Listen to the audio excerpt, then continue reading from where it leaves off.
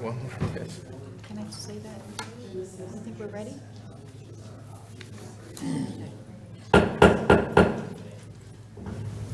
Good evening. I'd like to call to order the Town Council Special Meeting Agenda for July 28, 2026 at 6:30. Roll call. Council. Recording in progress. Do you want me to start that again? Roll call, Councilor Burrell? Here. Council Borderline? Here. Council Fitzgerald? Here. Council Good? Here. Council Jones and Council McBride both informed Town Manager and I that they would be absent this evening. Councilor Merritt? Here. Council Pacino? That's me. And Mayor Parker is here. We have a quorum of 7. This evening, we have public hearing for agenda item 2026-613-2 for CDBG Program Income Reuse Plan Public Hearing. Mr. I'll read Burke. it first, then I'll grab the sheet. I don't think there's anybody signed up, but I'll grab it after I read this. Town of Groton, notice of public hearing. Notice is hereby given that the Town of Groton will conduct a public hearing by the Town Council on Tuesday, July 28, 2026 at 6:30 p.m. at 134 Groton Long Point Road, Groton, Connecticut, 06340, to discuss proposed amendments to the town's Community Development Block Grant, CDBG, Small Cities Program Income Reuse Plan, and to solicit citizen input. The purpose of the public hearing is to give citizens an opportunity to make their comments known on the management, allocation, and expenditure of CDBG program income funds previously received by the town, and to receive proposed plan modifications. Specifically, the hearing will address amending the reuse plan to authorize the allocation of local CDBG program income as matching funds to supplement the town's 2026 CDBG Small Cities application for the Groton Heights School Adaptive Reuse and Revitalization Project. If you are unable to attend the public hearing, you may direct written comments to the Town of Groton, Economic and Community Development, 134 Groton Long Point Road, Groton, Connecticut, 06340, or you may telephone 860-446-5976. In addition, information and copies of the proposed amended program income reuse plan may be obtained at the above address between the hours of 8:30 a.m. and 4:30 p.m., Monday through Friday.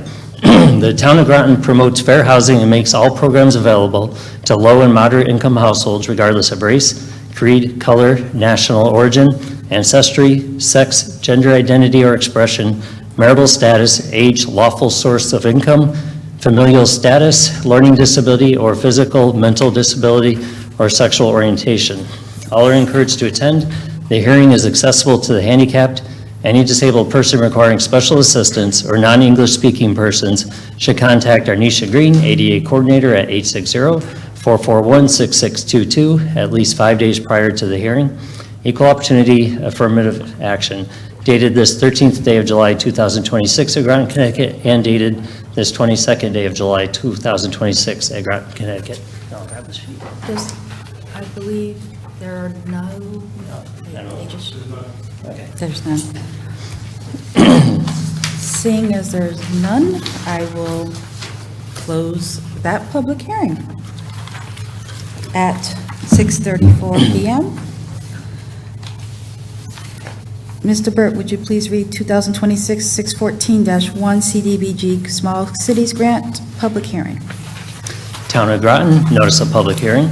Notice is hereby given that the Town of Groton will conduct a public hearing by the Town Council on Tuesday, July 28, 2026 at 6:30 p.m. at 134 Groton Long Point Road, Groton, Connecticut, 06340, to discuss the fiscal year 2026 Community Development Block Grant Program and to solicit citizen input. Maximum award limits, up to $2.5 million for public housing modernization with priority to state-sponsored housing portfolio assets, HP, up to $1 million for infrastructure associated with the development of affordable housing, e.g. streets, sidewalks, sewer lines. Major activity categories are acquisition, housing rehabilitation, public housing modernization, community facilities, public services, and economic development. Projects funded with CDBG allocations must carry out at least one of 3 national objectives. benefit to low and moderate income persons, elimination of slums and blight, or meeting urgent community development needs. The purpose of the public hearing is to obtain citizens' views on the town's community development and housing needs and review and discuss specific project activities in the areas of housing, economic development, or community facilities, which could be part of the town's new application for funding for the town's fiscal year 2026. Also, a separate public hearing will be held concurrently to give citizens an opportunity to make their comments known for approval of the proposed amendments to the program income reuse plan. If you are unable to attend the public hearing, you may direct written comments to the Town of Groton, Economic and Community Development, 134 Groton Long Point Road, Groton, Connecticut, 06340, or you may telephone 860-446-5976. In addition, information may be obtained at the above address between the hours of 8:30 a.m. and 4:30 p.m., Monday through Friday. The Community Development Housing Department, on behalf of the Town of Groton, anticipates applying for the maximum grant amount of $2.5 million under the Housing Rehabilitation category for the Groton Heights School Adaptive Reuse Revitalization Project. Project will be supplemented by Town CDBG program income matching funds as authorized under the proposed amendments to the reuse plan.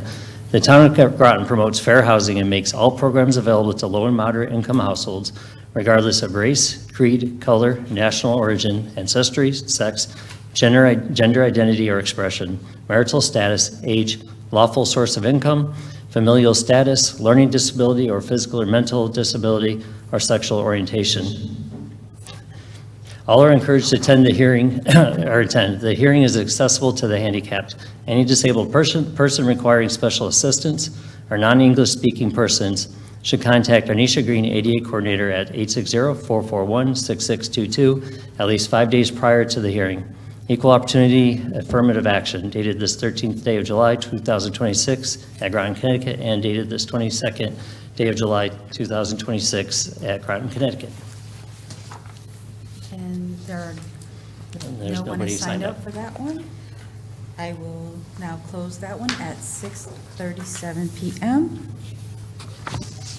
and ask for a motion for adjournment. I move to adjourn. Second. Motion made by Good, seconded by Pacino. All in favor? Aye. That is 7-0. I will now close that at 6:37 p.m. Our next agenda item is going to be the Groton Resource Recovery Authority special meeting.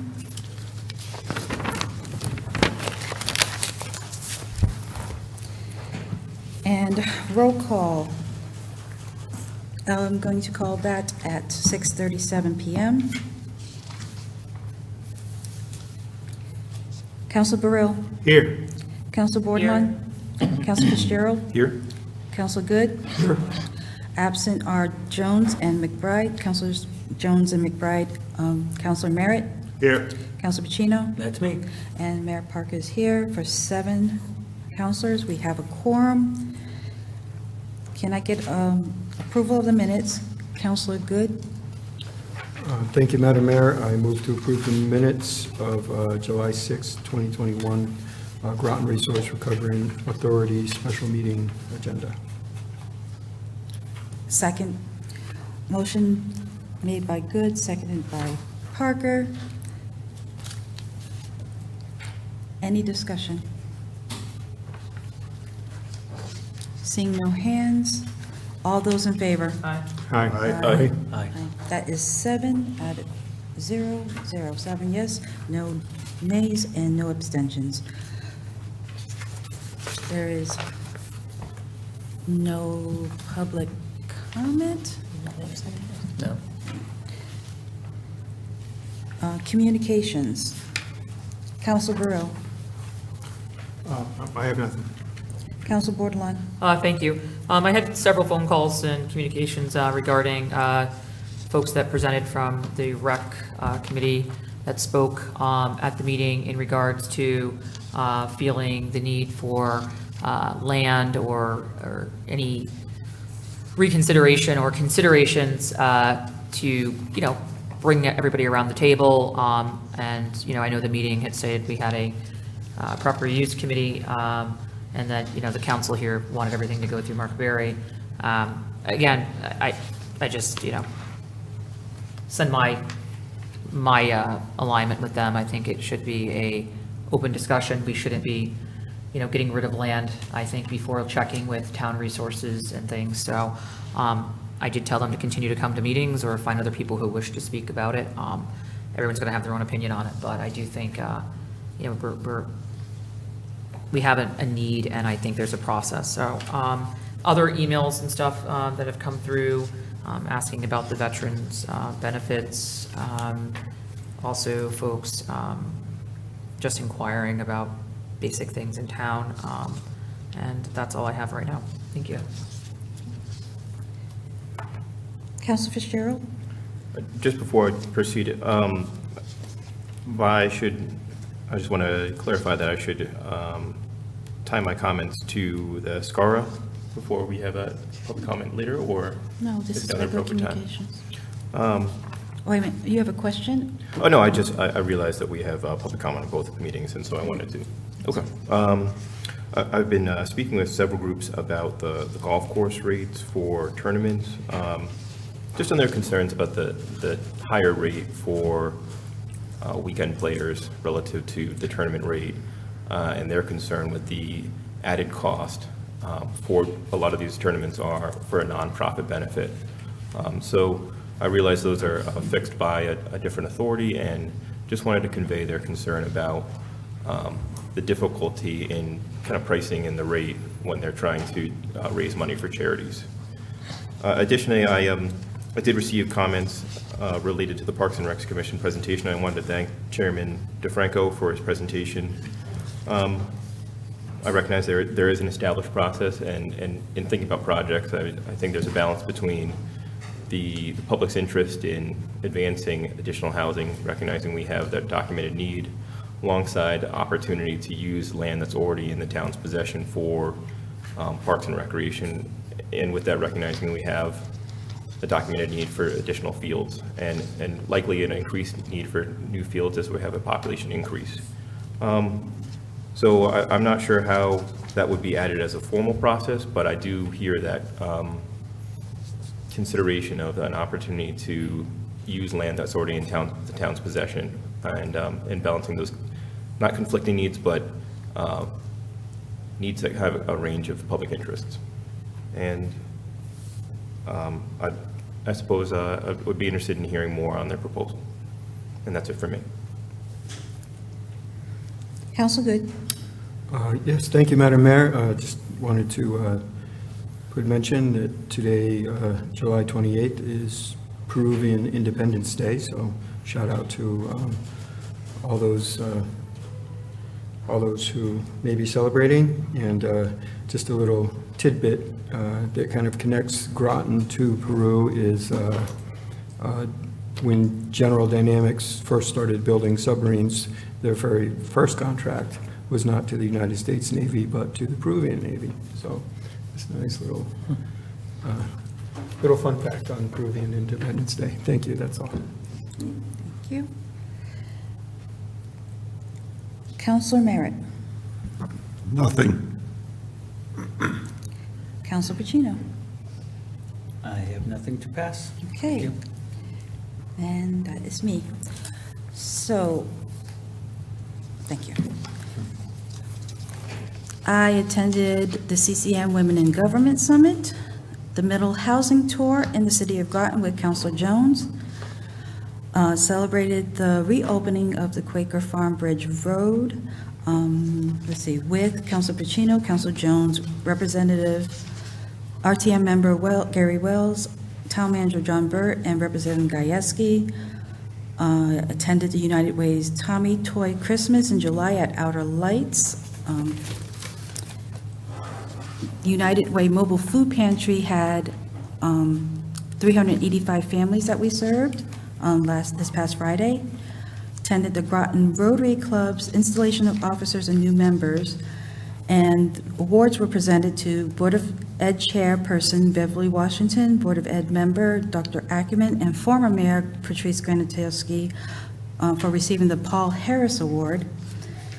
Supported the 9th Annual Military Day with the Subvets at Outer Lights for Pour for a Cause. St. John's Christian Church had a community outreach event I attended, Groton Community Meals Volunteer Appreciation Event on Saturday, and thank you to all our volunteers.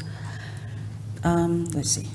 I'd like to thank all who continue to make Groton a caring, connected, and vibrant community. And let's see, on July 31st, from 5 to 7 p.m. will be the sweet 16th anniversary for Thrive 55.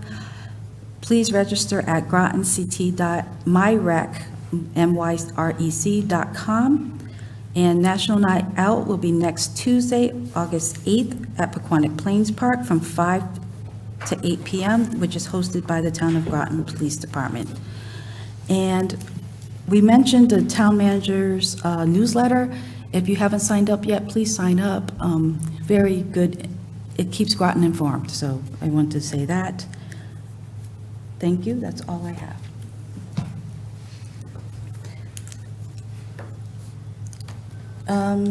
Let's go to this one. We now have the SCARA presentation, which is 2026-674.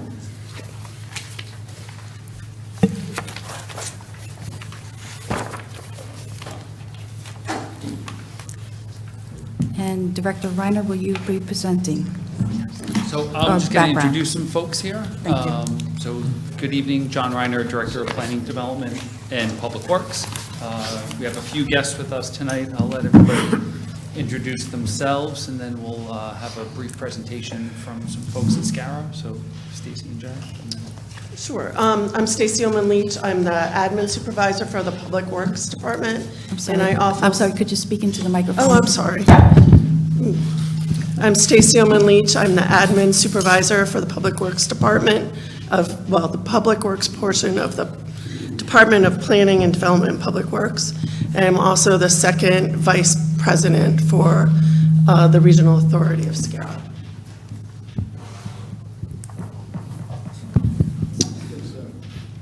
I'm Jeffrey Foster, the Deputy Director for Public Works. Dave Aldrich, Executive Director, Southeastern Connecticut Regional Resources Recovery Authority, better known as SCARA. I'm Liz Chuff. I'm the Operations Manager at SCARA. Thank you. So the folks from SCARA are going to give a brief presentation about their organization, what's happening right now, and how that relates to Groton. So with that, I'll hand it over to Dave and Liz. Liz got The clicker. Where am I aiming the clicker? Over here? yeah.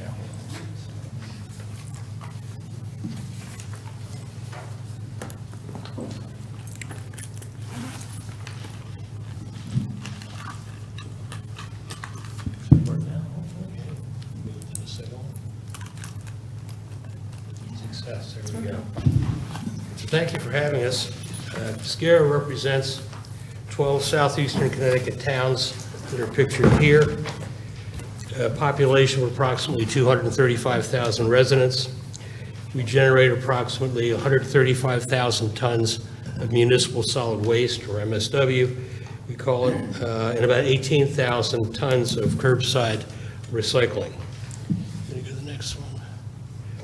We were created in 1984 by a joint resolution of our member communities to build a waste-to-energy facility in Preston that's pictured here.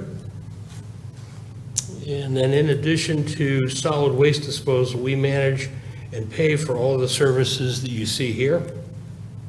And we charge a single service fee for all of our offerings. Currently, that's at $83.10 per ton of MSW disposed. So the broader picture in Connecticut developed 6 waste-to-energy facilities in the 1980s and 1990s.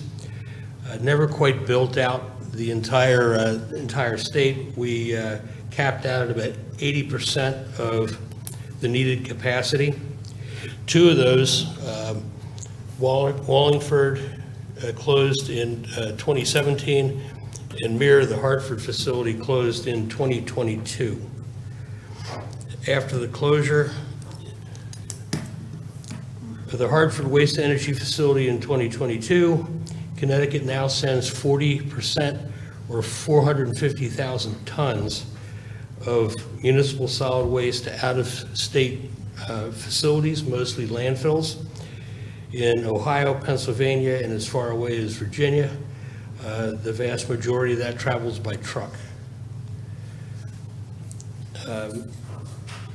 After the closure has caused disposal rates to skyrocket from the low 90s at the time that the Hartford facility closed in 2022 to tip fees that reach in excess of $140 per ton today. When our current contract expires in 2030 for waste disposal, we expect tip fees will have even escalated further. Our current contracted rate for MSW is $81.19 per ton. And again, that contract expires at the end of 2030.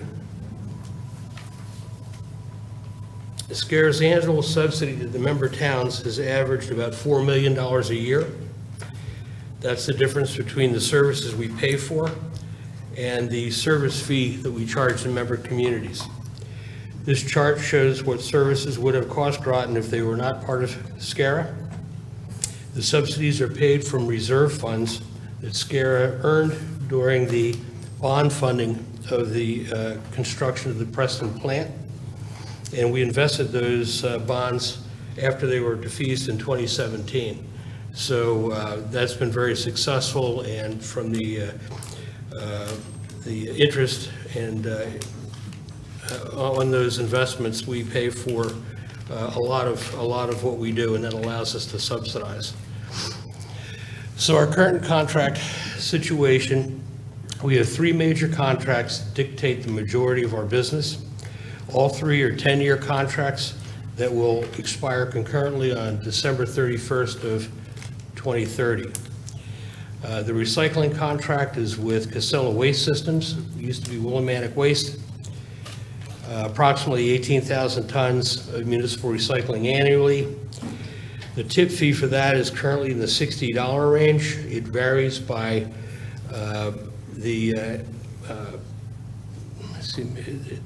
by recycling value. So we have a base rate, and then there's an add-on on top of that based on how the markets for the various recycling commodities change.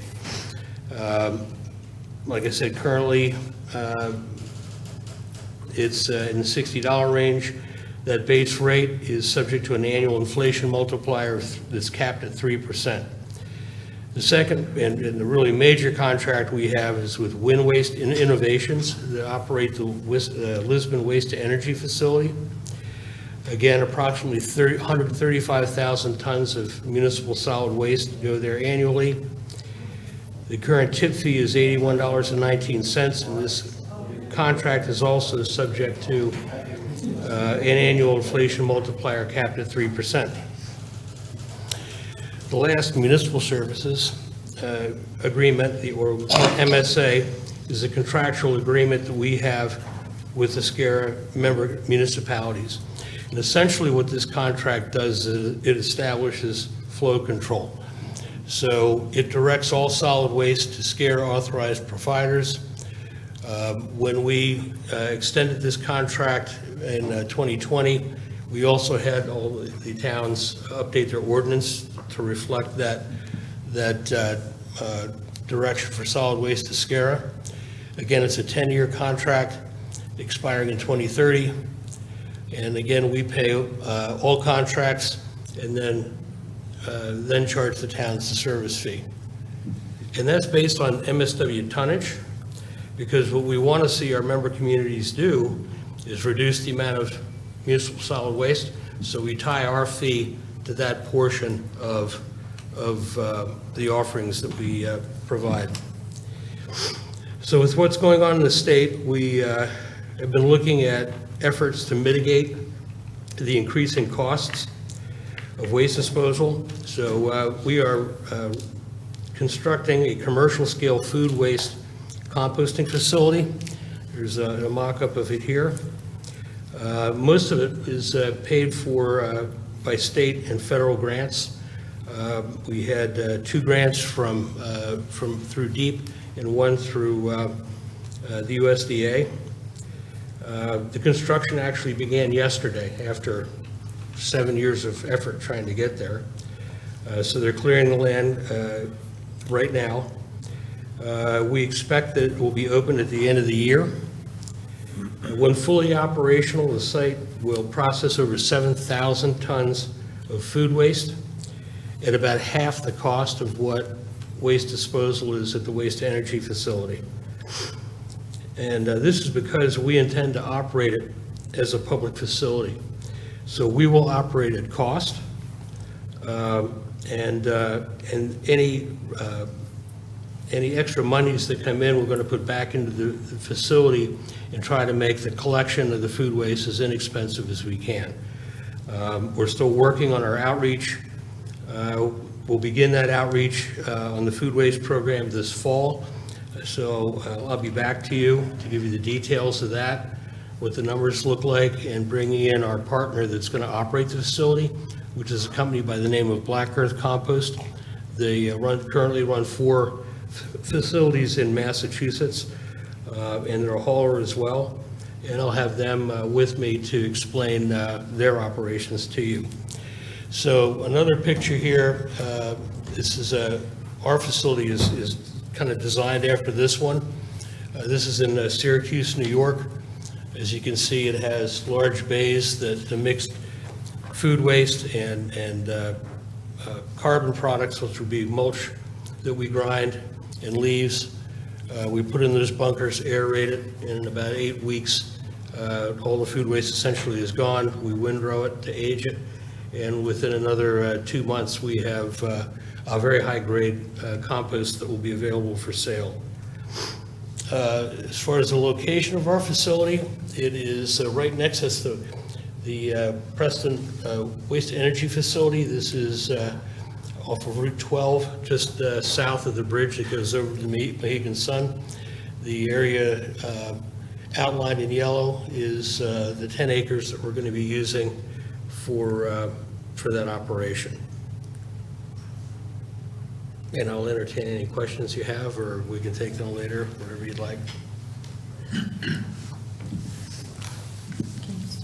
Council Bordelon? Thank you. I remember you coming to us years ago about this, and it's good to see it finally hit groundbreaking.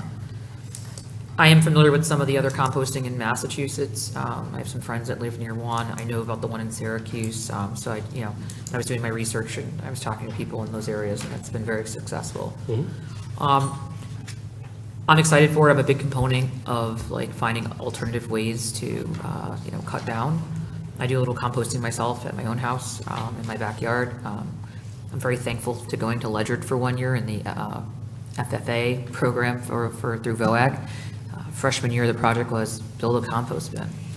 And we had it on the land in Ledyard, and we had to turn it and aerate it and like watch it and measure it and stick thermometers in it. And, I can't say how much that made an impression on me. So it's good to see this on a larger scale of what I learned on a micro scale. With that though, and again, I know the answers, but I kind of am curious to hear how it will work here, and for the public to know. Every town that has these does it differently. So I'm a homeowner and I have food waste, but I also have regular waste, but I also have, how would this be picked up and get there? A number of ways. We actually, one of the grants we received from DEEP was for collection equipment. So we're looking at 3 methods. One would be a drop-off at a transfer station, which would be probably free. We have to have the board vote on this, so I can't say for sure that's what it'll be. But since the transportation is really getting it to the person getting it to the transfer station and dropping it off for free, then we'll move it at our cost to the compost facility. A second option would be a curbside pickup. Black Earth has a very vibrant and really very inexpensive curbside program. The grant we had would supply us the first 5,000 or 13-gallon bins that would go curbside.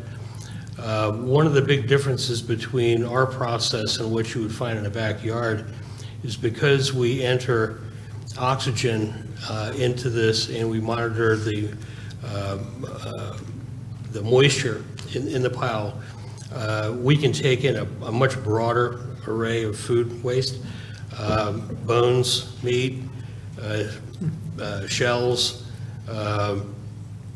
paper even can go in there, oily products, and it'll break down all of those. The last thing we're looking at as far as collection are standalone kiosks that can be accessed through Bluetooth. The idea being that we could issue someone, or the hauler would issue someone an account. They'd have Bluetooth. They could go to one of these bins, hit a button, the bin would open, and give them access to drop off their food waste. And these would be really effective in high volume, or very, apartment buildings, downtown areas, places that are high density. It may also be an option that if we wanted to subsidize some folks at lower income that are in those larger buildings, we may be able to do something for them as well. So those would be the general methods. Like I said, we've got 5,000 of the curbside bins ordered. We have enough bins for all of our transfer stations and all of our schools. And then we've got, I think, 20 of the standalone kiosks. And the good news is one of the things that we've gotten pretty aggressive with is in our lobbying, and work very closely with Andre Baumgartner in particular and the Environment Committee, and we've been really successful in getting more funding, grant funding, supplied to DEEP for these kinds of programs, and it looks like there's going to be another $15 million of that coming down the pipeline. So as we grow these programs, we'll be going back and trying to get additional funding to expand this out at the lowest cost we can. Yeah, I definitely am a huge fan of it, and I think the education is going to be the big key. Like, your backyard composting is going to be much different, like you said, than the composting that you guys will be capable of. And some other research that I had done, and that have these closer to home, they partner with major restaurants, and almost like tell them like they have to, right? Like, do it this way. And it has cut down in some areas where they were seeing a lot of rodent populations and problems because the waste that was in the back of the restaurants, now the smell was gone and the rodents weren't attracted because it wasn't like edibles anymore because all that stuff had moved off-site, like it was moving in a different way.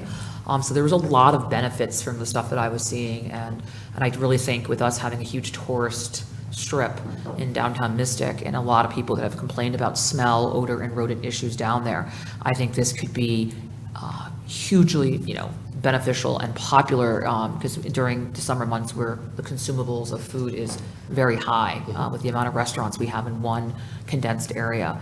So I'm very excited for this. I'm excited to see where this goes. I'm excited that maybe I'll stop doing, well, maybe I'll keep doing my small composting, but looking at it on a major scale, I can offload some other stuff and do something good for the environment. So I'm really excited for this and see where it goes. The compost stuff that you create, my last question, will that be for sale too, for people to kind of go back and pick it up?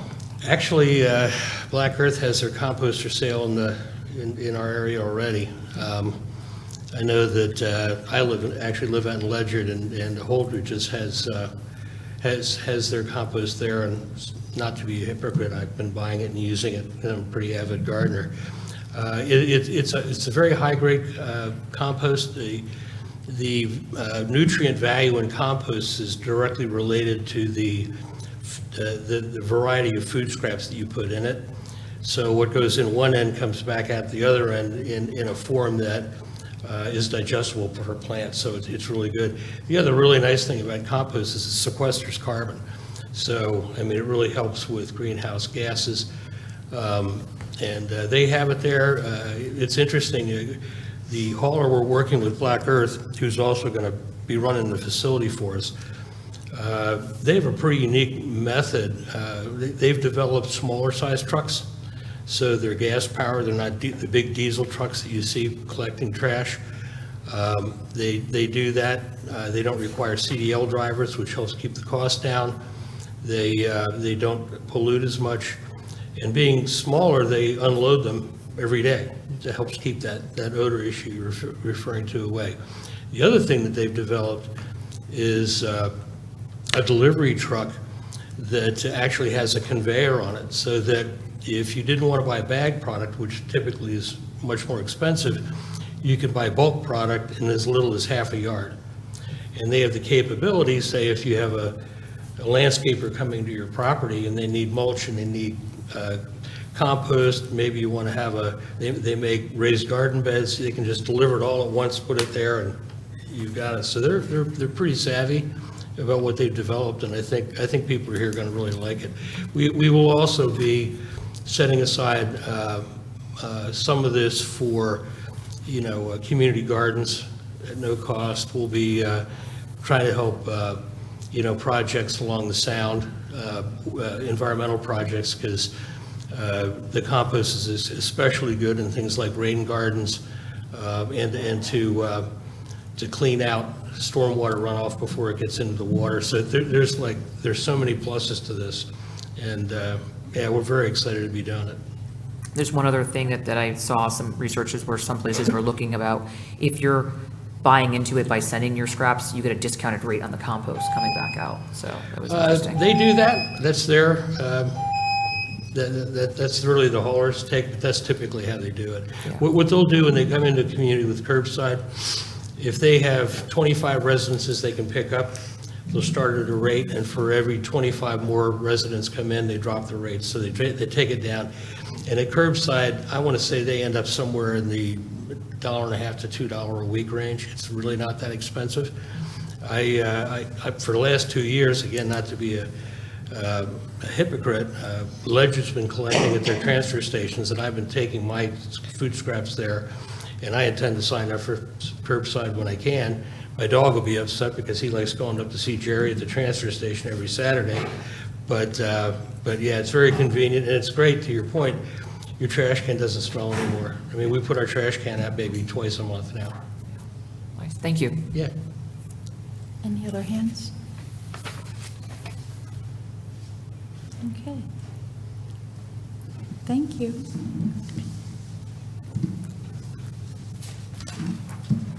Thank you. Did you guys have anything else, or? Well, for this agenda item, no. We wanted to just present this and see if the council had any questions about the role of SCARA. There are a couple of agenda items after this dealing with our transfer station. Okay. But, I think this is good for informational purposes, and knowing that there will be, the contracts run out in just a few years from now, and I think we'll have to just be ready for those changes when those happen. Okay. Well, Councilor, if it's appropriate, this is the appropriate time. I wanted to ask about the law requiring that we can no longer charge for reusing tires. I just wasn't familiar with that. Is that for the next, or is that part of this? I can address that for you. So it's what we call an EPR law, Extended Producer Responsibility. Connecticut's been really great at enacting these. We handle mattresses, paint, propane tanks now. They did pass a law in the state for tires, an EPR law, so that the idea being that the producers actually pay for the destruction of the product on the back end. It is enacted here. We've been trying to get the Product Stewardship Council that runs it in to service our towns. The vendor that collects the tires so far hasn't signed on, and that's been our difficulty. But as soon as we're trying to leverage with them to get that law, to get them to sign on to the program, because it's optional for the tire vendors.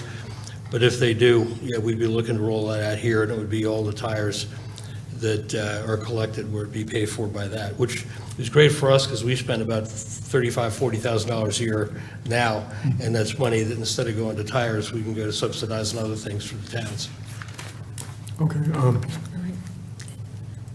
Is this the time to ask about this? Or? Well, actually, it's part of the next agenda item. Okay. So, I'll wait. Thank you.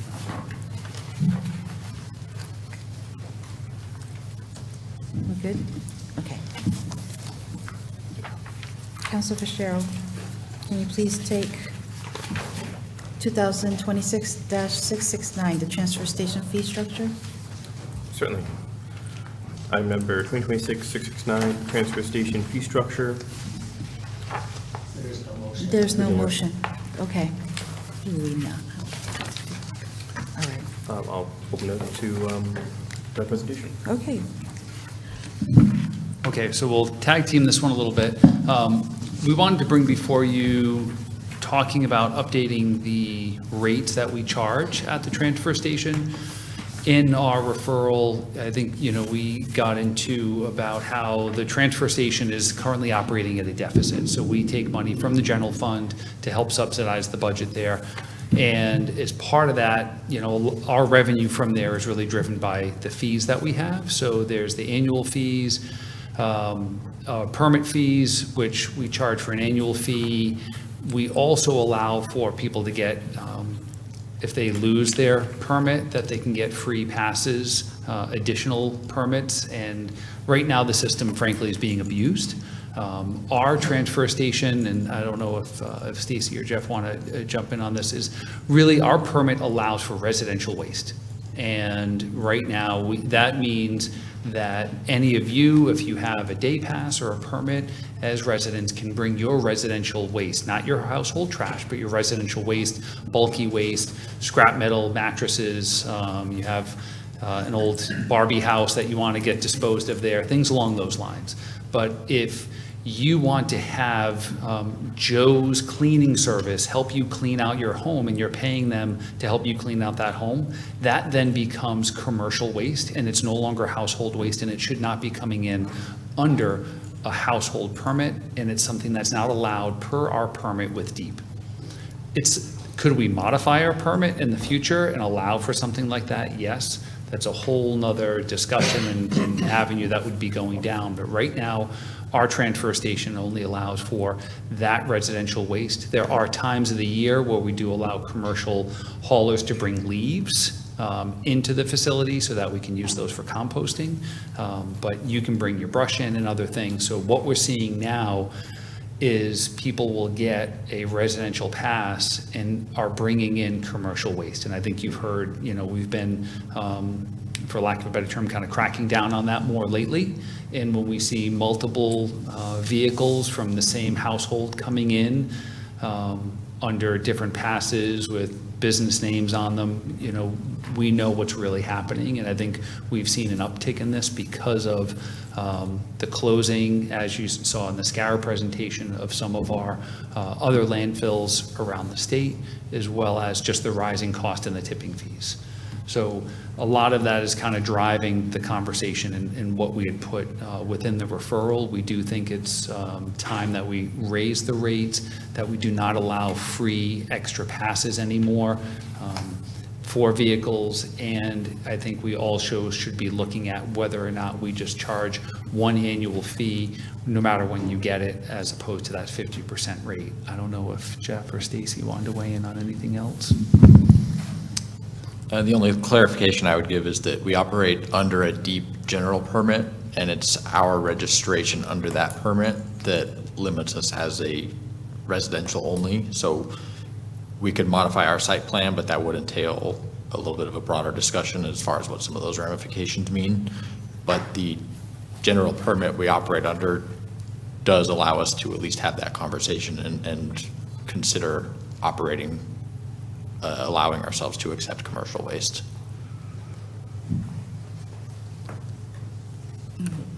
And I just have one other clarification that John had mentioned, that we do allow commercial people with leaves to come and dispose of their waste, but that doesn't come to the transfer station.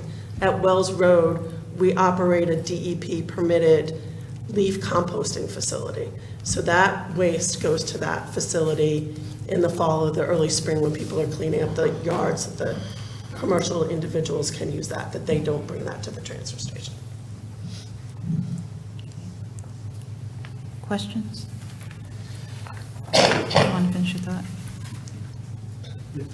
And then Council Bordelon. Thank you, Madam Mayor. Okay, back to the tires, I guess. So the town of Groton can no longer charge for taking tires.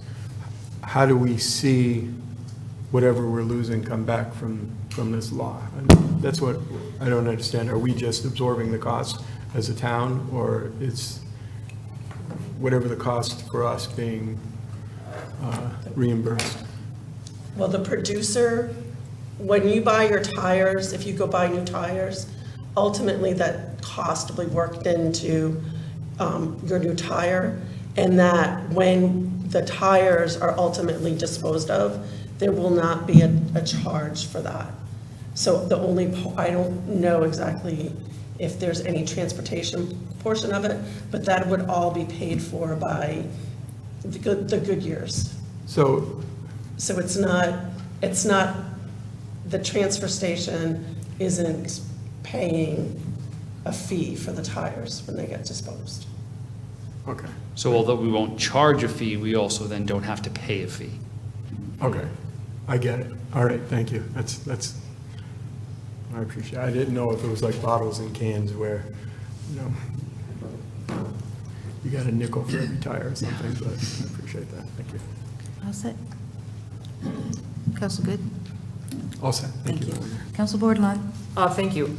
So what do you, I guess my first question is, what do you guys propose that you think they should be increased to?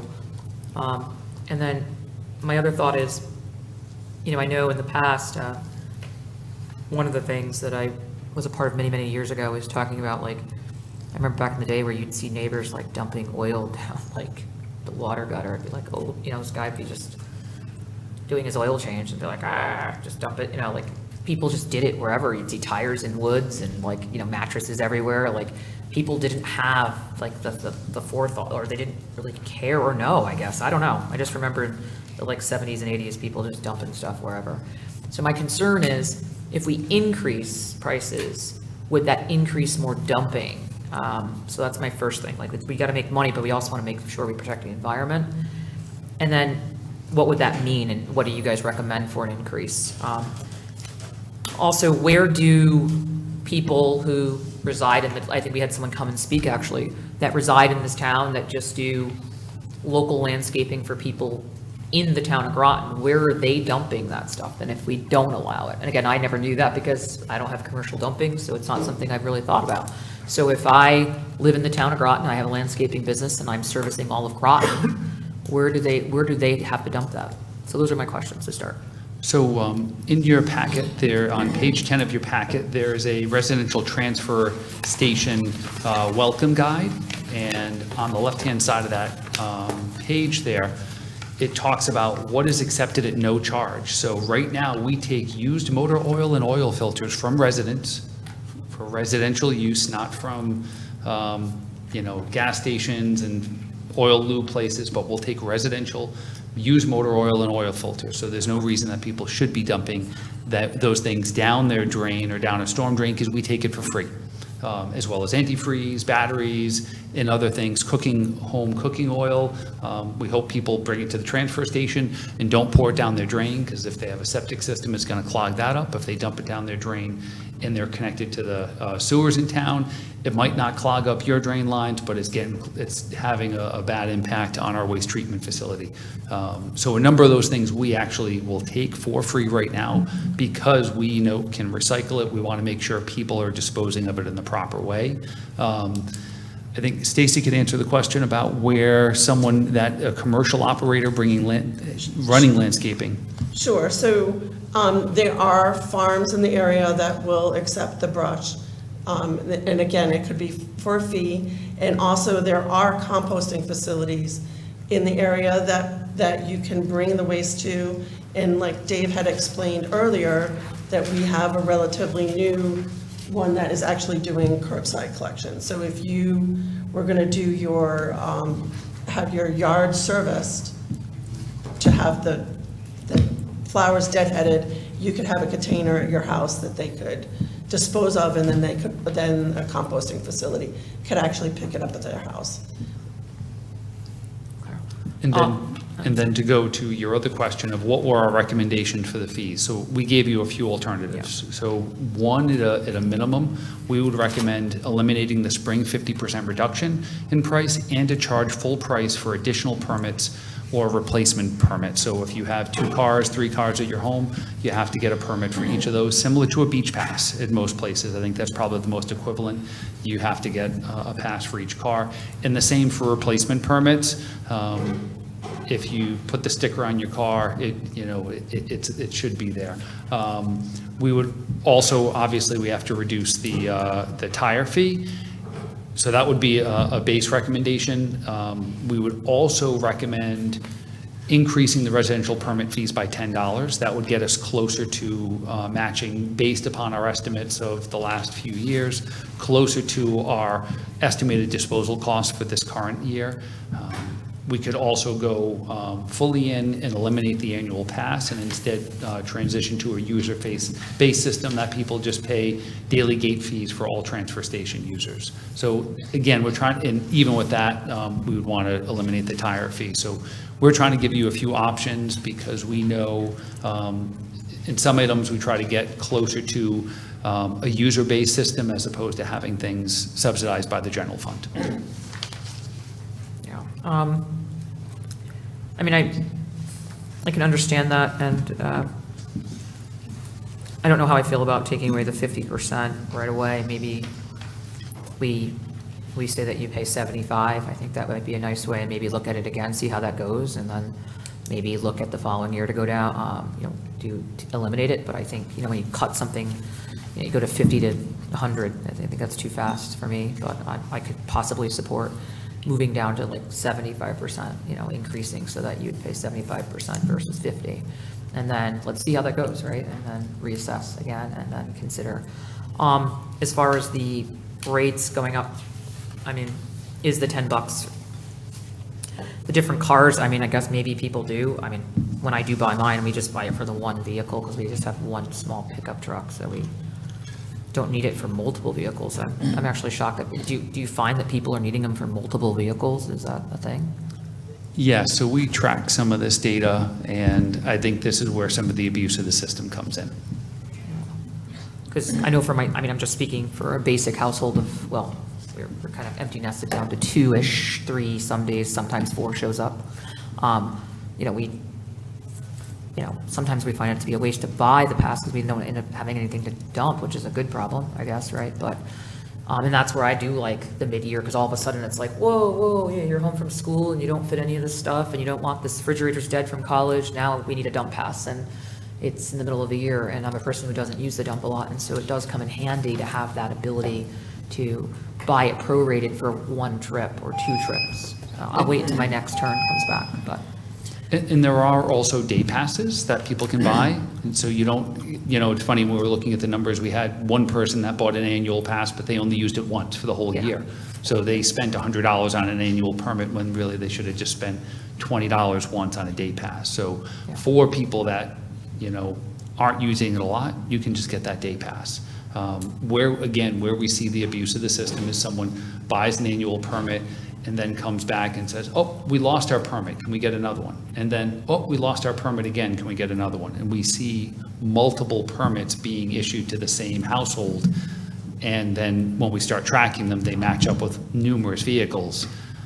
And these are, you can tell what's being in them. How many times are you renovating the bathrooms in your house when, you see that 17 toilets came from the same home, or, 15 again, you start to see repetitive of what you can identify clearly as commercial waste. So some of this is what we're doing, and I think why you've had some folks show up at some of the council meetings lately asking about, well, why am I not allowed to dump here? So as we're trying to find ways of identifying this and also seeing where the abuse of the system is.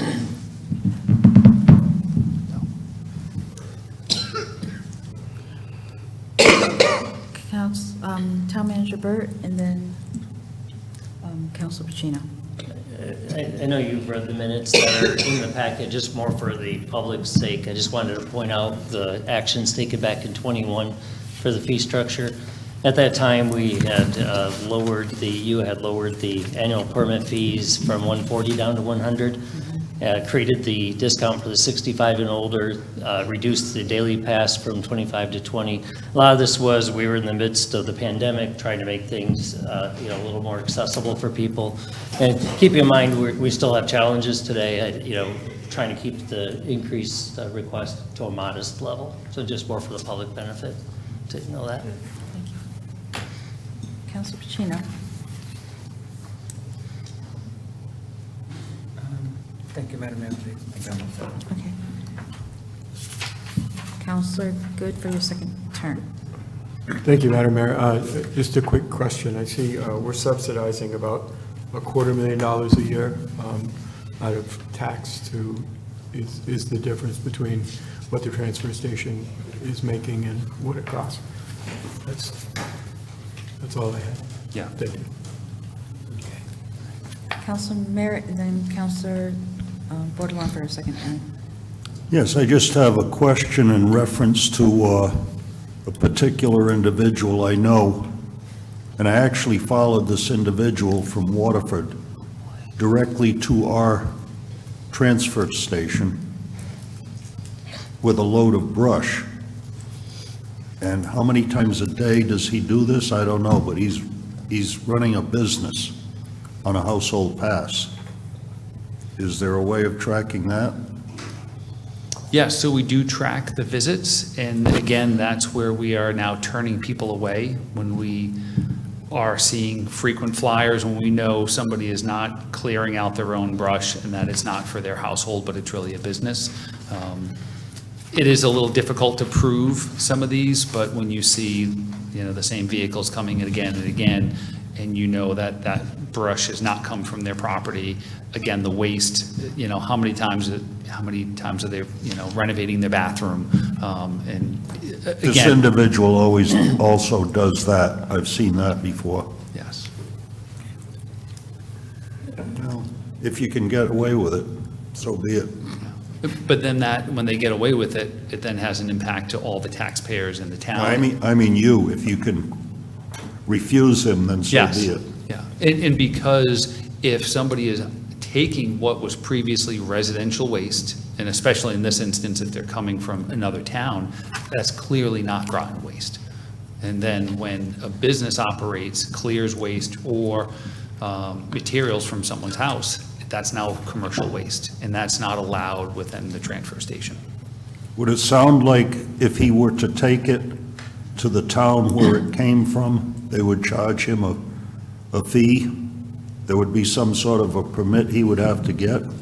Depending on the town that they're from, they may or may not be able, it might be looked at as residential if it's for his home. If it's for a business, it might also be prohibited in that municipality. So it might be someone lives in this town, operates a business that serves regionally, and they come back here because they got a permit as a town person, a resident of the town. They might have multiple trucks for that same business that are all registered in Groton, and they just get extra permits. Those are the things that we're trying to really crack down on, and why it's imperative that we charge for extra permits, because at least it'll slow some of that down, and we'll continue to track.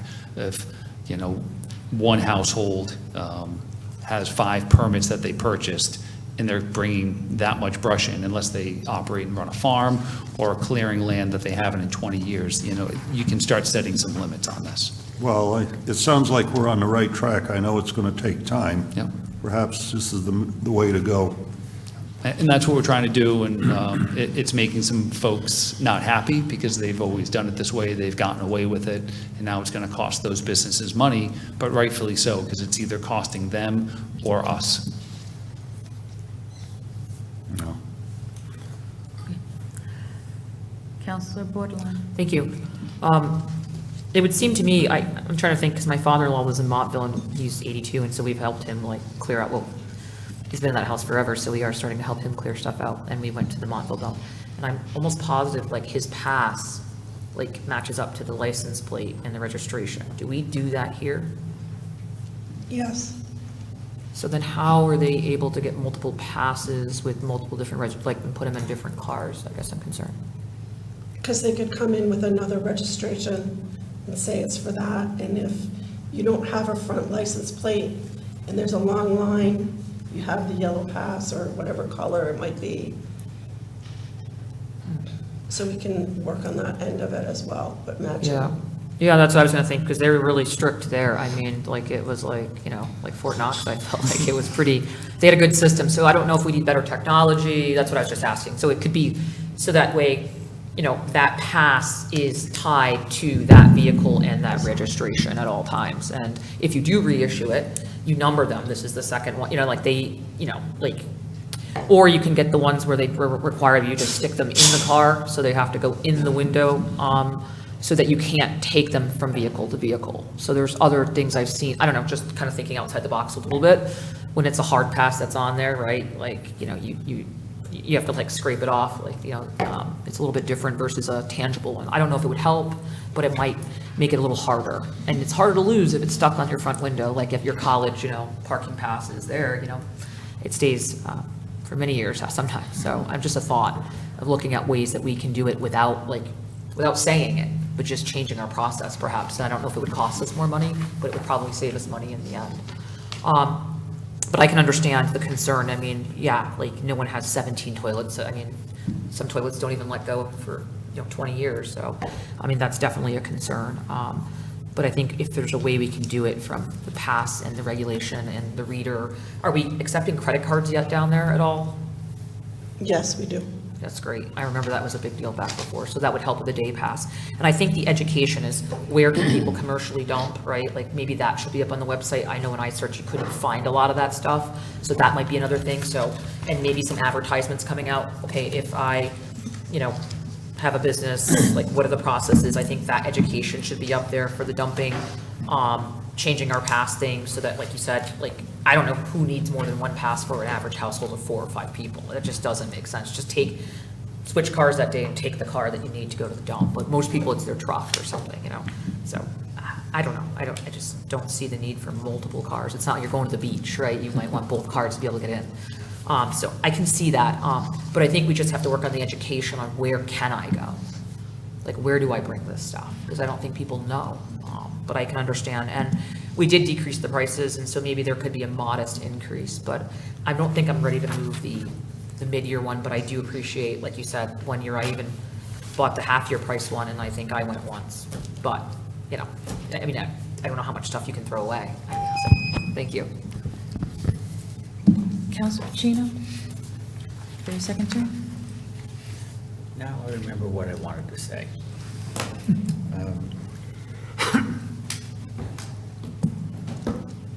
If you were to allow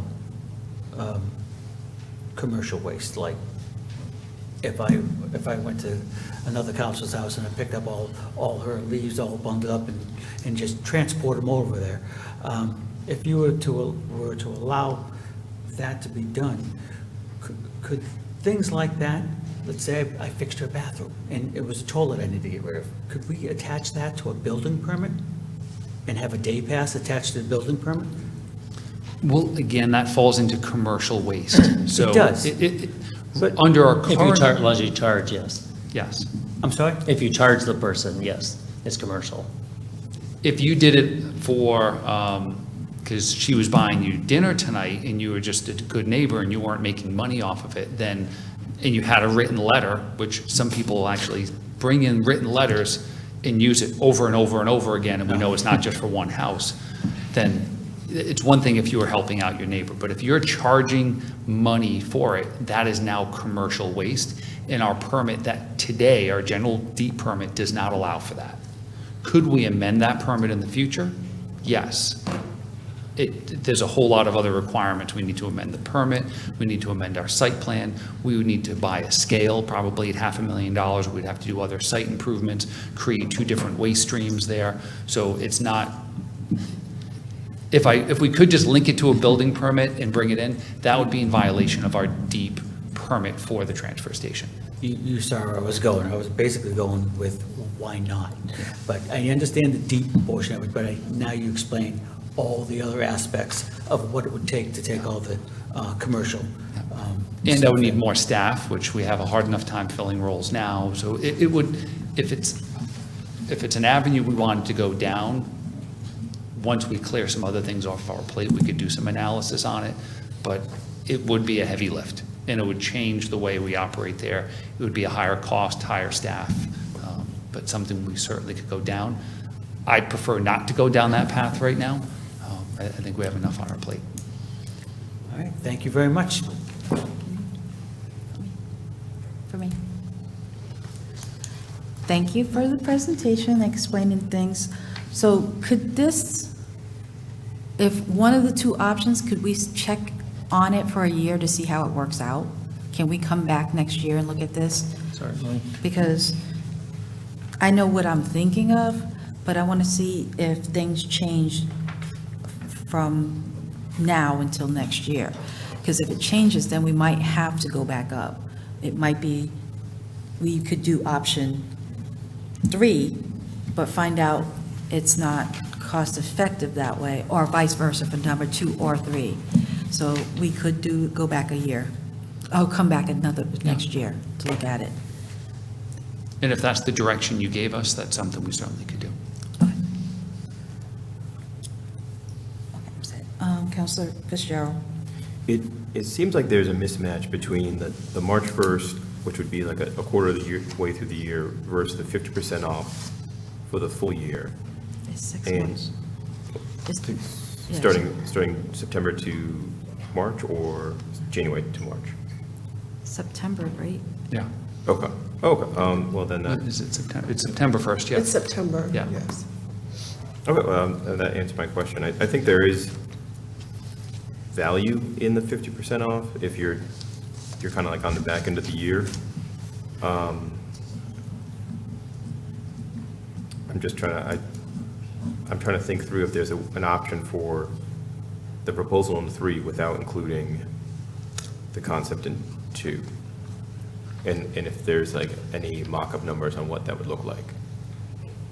I mean, if the council wanted to move forward, I think it's imperative that we eliminate the duplicate permits and the extra free permits. I think that's really a key piece. I think one council member, maybe it was Councilor Bordelon, had said, maybe it's a 75%, or, really it's a 25% reduction. If you thought you really wanted to stick with some level of reduction for folks, no matter what, we have to eliminate the tire fee. And if we could do a modest increase of $10 for the permits, I think it would be putting us in the right direction. Yeah, I could support that. I think there is value in like the reduced rate if you're on the back end of the year, but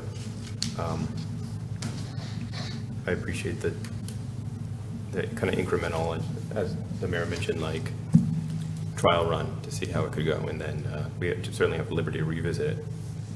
No, and we could come back in a year, and again, as we look at our operations, we try to think about, user-based and, general fund neutral. So I think if we took a step in this direction, a year from now, we could come back. It'd take a little while to see exactly how the fees reflected, but we could give you an assessment of where we were at that point in time, and then kind of go from there. That's all for Is me. it? Okay. Anyone have a motion to? Yeah, I'll throw a motion down. But it's not going to be exactly the way it's here, so just bear with me because I don't have anything written out. Wait a minute, give me a moment, let me get a piece of paper. Yeah, 'cause- so I'm just going to think it through, and I can always repeat it for you if you need it. So just in my thinking, I can support the moving from 50% to 75% for that pass that comes later. I'm sorry, it's 25%. I'm sorry, it says purchase after March 1st is 50% off, so what I would say is 75, I'm sorry, we'd make it only 25, sorry, yes, I'm yeah. reversing the numbers, 25% off. So to make it so that they're paying 75% of the fee, sorry for my language. I think there's benefit in that. I can agree with the number 3 in increasing by the $10. So by taking 2, but making that say 25%. And basically incorporating 3. And I can also see with eliminating multi-passes, but if you do, I guess I'm torn, like, are you guys going to move to more of a permanent pass to maybe help? So I think there's two things we would ask as part of that. So in the way it's written, so we would ask that we charge full price for additional passes and eliminate the free replacement pass. Right, okay. And we can look towards some other systems of how it's actually adhere to the vehicles. Right, sorry, my other thought with this is, because I was looking at other town websites when I was doing this, trying to understand, some towns only, per household, they only allow 2. Okay. So could I add in here, I'm making my amendment, I'm asking a question with my amendment. Can I You add a actually limit of can't. 2 per You can't. household? You have to have amendment, because this is your third term, and we So I'm haven't voted asking on a your third clarifying term. question, which we've Yeah, done. you didn't ask for a clarifying question. Part 2 of that is, you said you were making a motion on the floor. Can I ask a So- clarifying question? No, you took some time. We need to vote on if you can have additional time. Oh, my God. All right, go ahead. Does everybody want to give Councilor Bordelon, does anyone need additional time to have questions, to go a third round? What was that Okay. again? Go a third round of questions. I agree, giving us more time. That way, if you had kind of a Okay, third I'm round, I asking- don't know what. Yeah, you have to vote for Okay, that. yeah. I just want a clarifying question. No, you started with a motion, you cut yourself off. So what I'm going to do is make the motion, and if you don't agree with it, and we'll go from there. So I'm going to make a motion to enact all the measures outlined in 2, except for eliminate the spring to 25% reduction in price and charge full price for permits for additional vehicles and replacement permits. Second. I'm not done. With the elimination, yes, number 2, with the increasing fees, to include that. Did we need anything else? Oh, and everything's going to be a full price for permits and additional things. So we're taking line 1 and 2, well, let me repeat that whole thing. So the motion's going to be I move to eliminate the spring to 25% reduction in price and charge full price for permits for additional vehicles and replacement permits. Gate prices will stay the same, with the only modification being that the required elimination of the tire fees and we will increase the residential permit by $10. This, and to review this in a year, Approximately 1 year. approximately 1 year from the date of implementation. How's that sound? Approximately 1 year. So it's the same motion I was saying? You didn't say the motion. No, When- oh, I didn't, okay. Of implementation. Second. Is everyone in agreement for that? So that we're eliminating to 25%, staying the same with the gate prices, eliminating the tire fees, and we will increase to $10. Can you read it through one more time, clean? It's Yep. just 2 and 3, correct, right? Yeah. Which is what, no. Eliminate the spring 25% reduction in price and charge for full price for permits for additional vehicles and replacement permits. Gate prices will stay the same, with the only modification being the required elimination of the tire fees. With the addition of increasing residential permit fees by $10, and to review this in approximately 1 year of implementation.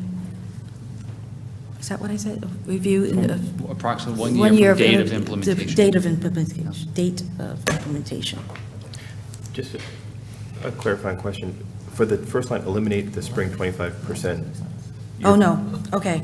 No, we still need to do a 25% reduction. We're not eliminating it. We're eliminating the 50% to 20, we're moving it to 25%. correct? So modifying Modifying it to, from 50 to 25%. modifying, well, we are technically eliminating, okay, modifying the spring Discount. 50% off to, we will be changing the spring, the purchasing after March 1st to 25% reduction, correct, in price?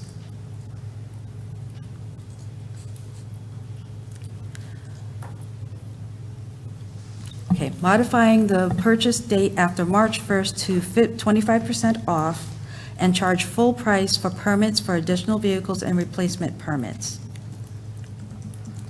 Gate prices will stay the same, with the only modification being the required elimination of the tire fees. And we will be increasing the residential permit fees to $10, By $10. by $10, okay. By $10. And to review approximately 1 year of date of implementation. Counselor Good, are you good with that Yeah. modification? Okay. Can you say that all again, standing on one leg? I will. So I'd like to put another motion on the floor. Go ahead. Motion or amendment? Amendment, actually. Sure. I'd just like to add that everything can stay the same, which is what I was asking for before, but also to add that what I saw at a lot of towns is no more than 2 permits per household. Because, But we can't discuss until you get a second. I'll second. Okay.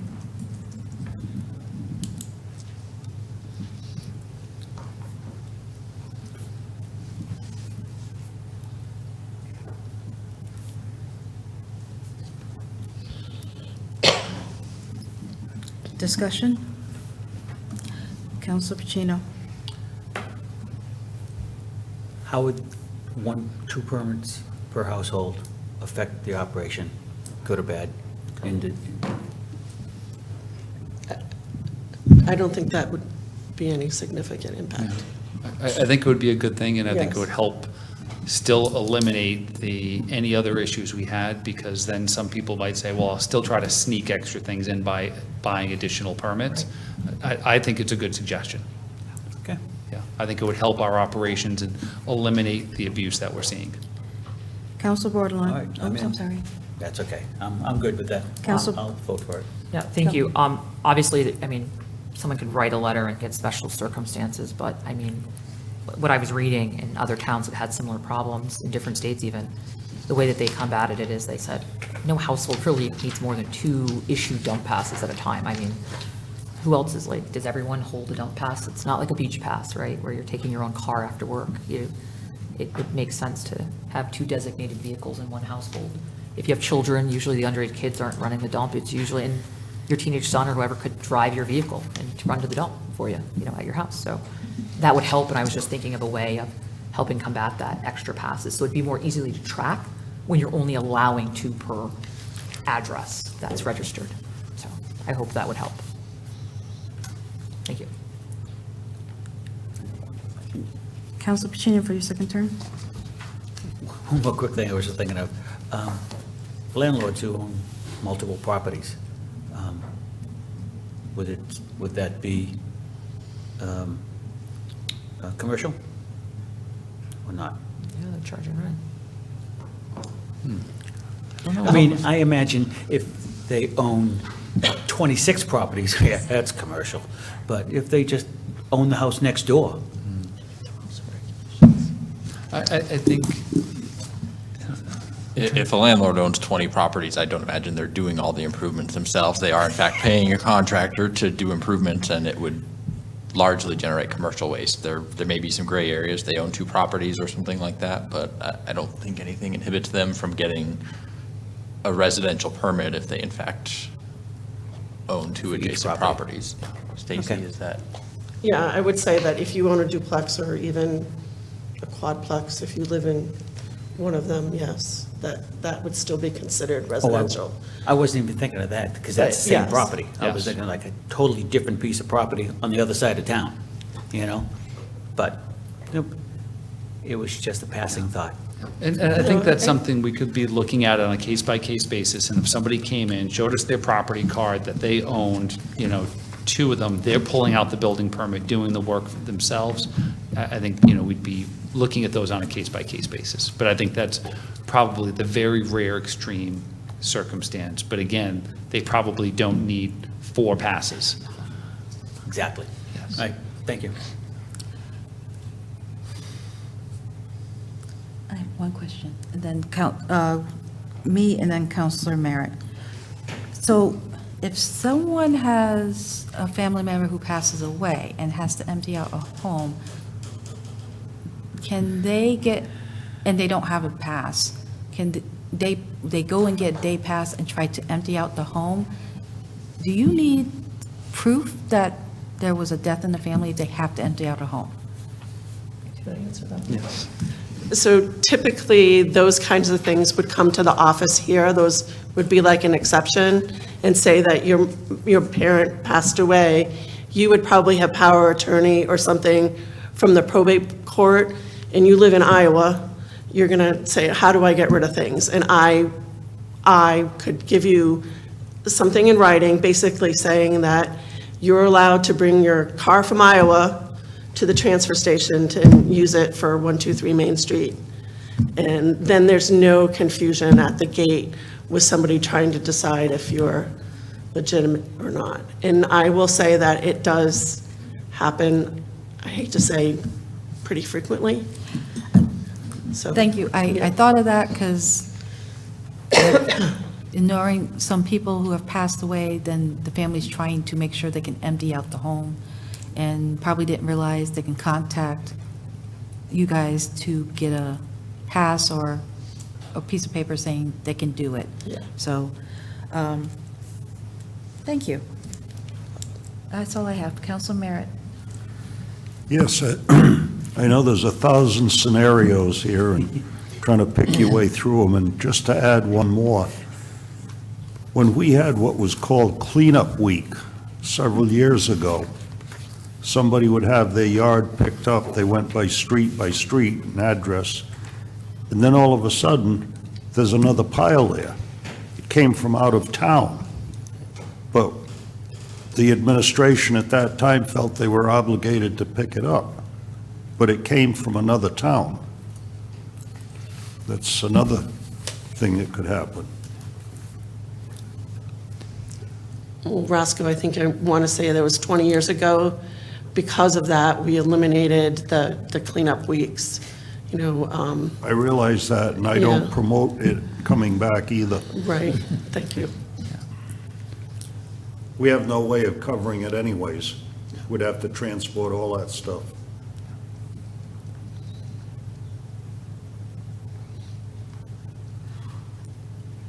That's it. Okay. All right. Yeah, I know. Let me do this way. All those in favor of having no more than 2 passes as part of the amendment of the motion? Aye. Aye. Okay, that is 7 to 0 to 0. All right, 1 down, 1 more to go. All right, so let me read that, and now we have to vote as a whole. So we've made a motion, that was the amendment. All right, so for the main motion on the floor, with the addition of the no more than 2 permits per household, all in favor? Aye.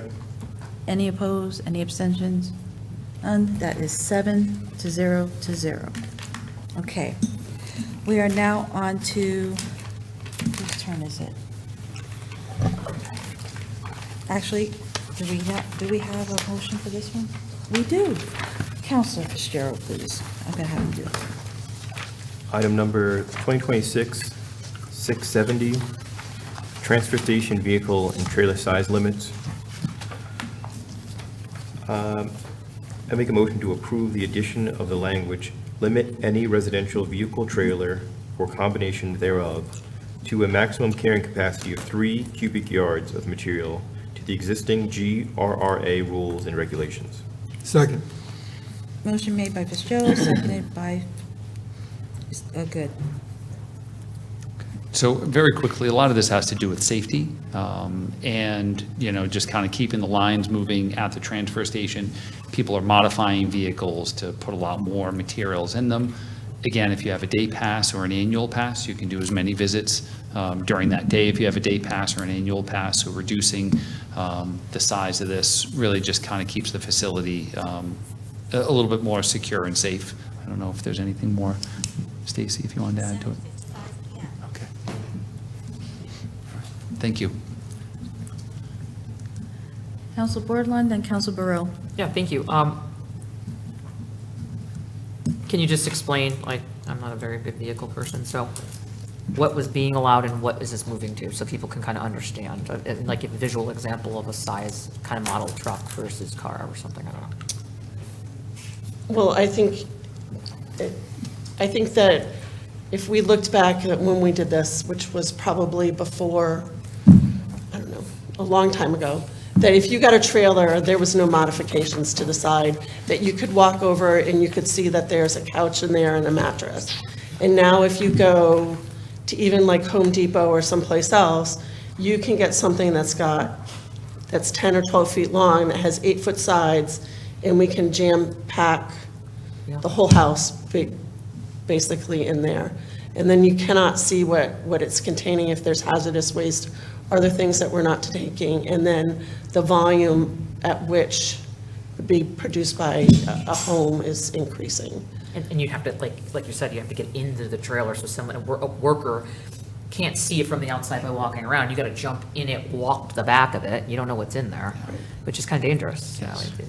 And I will put out there too, that if you have a U-Haul, if you were relocating or moving, and there's still, a lot of items in there, you could get a trip ticket. We can accommodate for that one time that you're, relocating your apartment and you have a lot of things to get rid of. Well, thanks for explaining. And this would also cut down on the commercial use too, in a lot of ways, right? Because then you're not putting 17 toilets in the back of one of those things. Exactly. So, yeah. Thank you.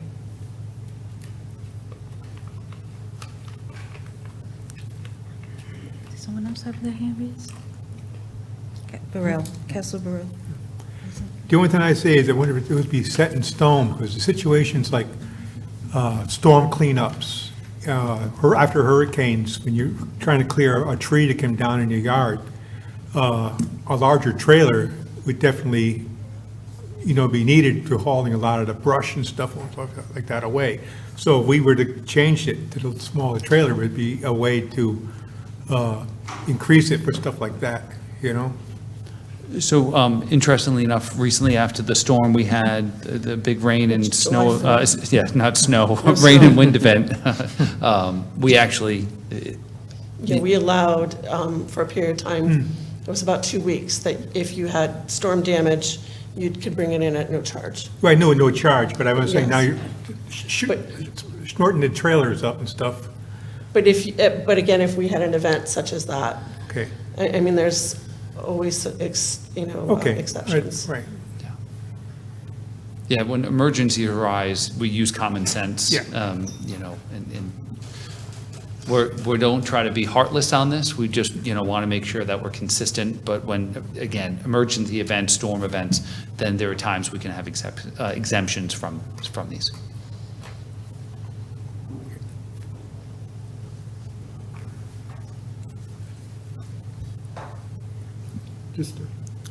Council Good?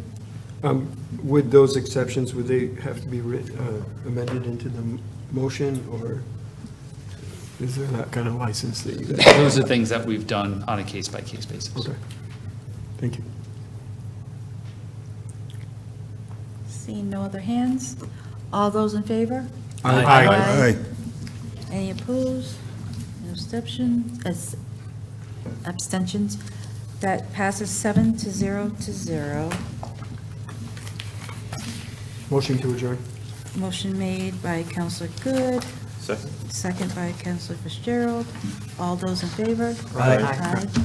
7-0, and we are adjourned at 8 o'clock for this portion of the meeting. Thank you, guys. Thank you very much.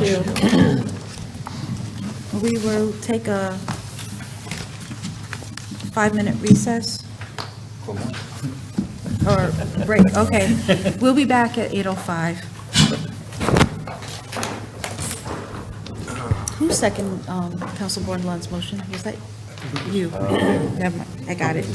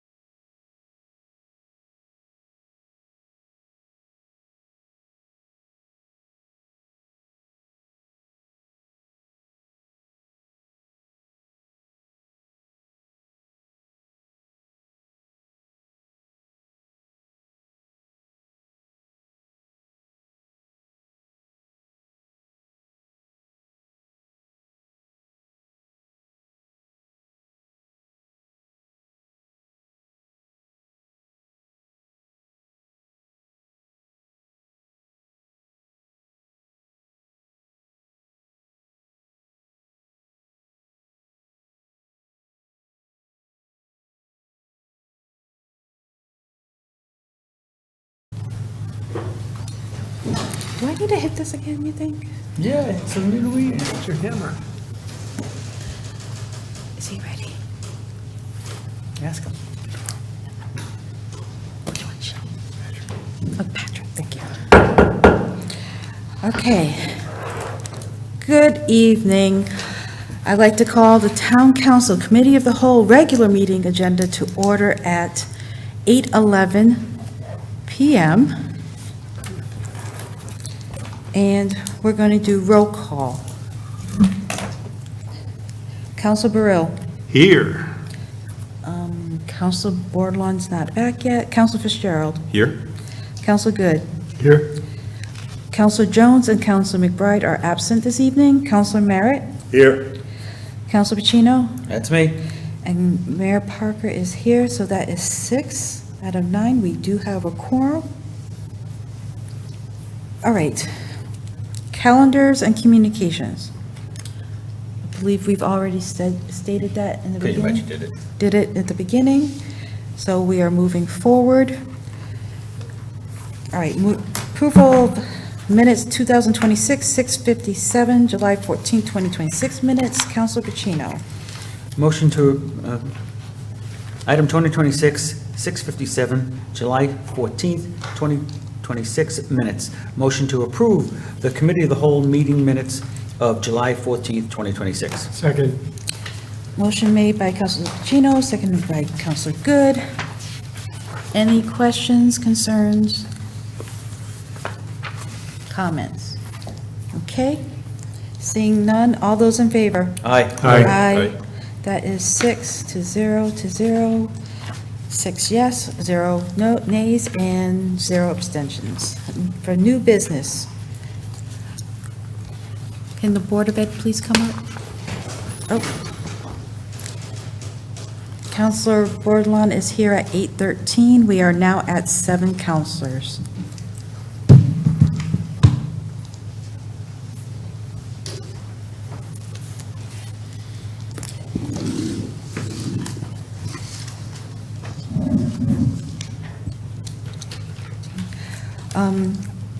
Councilor Burrell, could you please take 2026-624, the T-Mobile Hometown Grant, Board of Ed, please? Sure. On page 11. 2026-624, T-Mobile Hometown Grant. Okay. A motion to recommend the resolution accepting the T-Mobile Hometown Grant for the Board of Education in the amount of $50,000 and refer item to the RTM per Rule 6.5.3. Second? Motion made by Councilor Burrell, seconded by Councilor Bordelon. And before we have questions, would you like to present? Thank you. Yes, good evening, everyone. My name is Shannon Weigel. I'm the grants facilitator for Groton Public Schools. And I'm happy to share that we were awarded a $50,000 grant from the T-Mobile Hometown Grants Program. This was a very competitive grant program, and it was also the last year of this particular grant program, so we were really happy to have been selected. It's a national program intended for funding to help support community projects. We were one of the few school districts selected across the country. We were really honored to be selected. The purpose of this grant is, the funding is to go towards the construction of a practice field for our award-winning Aluminum Falcons robotics team. So discussions are underway about that already. The grant award, the project period goes from, well, it began on July 1st, and it goes until the end of the fiscal year. There was no match required. The award has been announced publicly. You can find information about it, I think, through T-Mobile's Instagram page. There was a wonderful event down at Esker Point where the school district received the check, the pretend check. Yeah, so do you have any questions? Dr. Kennedy, the Director of Technology, is here. He's also been involved with the project, so hopefully we can answer any of your questions. Counselor Pacino? I'm definitely going to vote yes for this, but my curiosity is piqued at what does a robotics field look like? What is that? Well, I'll answer as best as I can. So I believe the size is around 40, ideally, the professional competition size is around 40 feet by 84 feet, and includes a lot of different components that the team uses to practice for competitions that they participate in throughout the year. So we are looking at creating a semi-permanent structure adjacent to the high school that the team could practice in throughout the year. As you know, they've been sort of stationed over at Pleasant Valley for the past couple years, and they needed to move out of that space, and they were temporarily moved into the auto shop over at Fitch High School, which is now being converted into an advanced manufacturing center. So the robotics team is still over there right now, and we're actually in the process. I was over there today working on this. We're moving the team over to the wood shop, which is being cleared out, but that space does not have quite as much room as the space they were in most recently, and certainly not as much as they had over at Pleasant Valley. So that was the purpose of seeking funding to try to build them a semi-permanent field. Ideally, once this structure is completed, we're hoping that it'll be one of its kind here in Eastern Connecticut, and it'll be a place where the team can also host regional events for some of the other robotics clubs in the neighboring towns. I like it. How far will this $50,000 go to completing the project? Yeah, good question. So when we initially submitted this grant, we were looking at a less expensive option. The project team has met several times over the past couple months, and after giving it some more thought, we're more interested in something a little more permanent. So we're right now trying to raise additional funds so that we can obtain the preferred facility. So the top choice is more in the 200,000 range.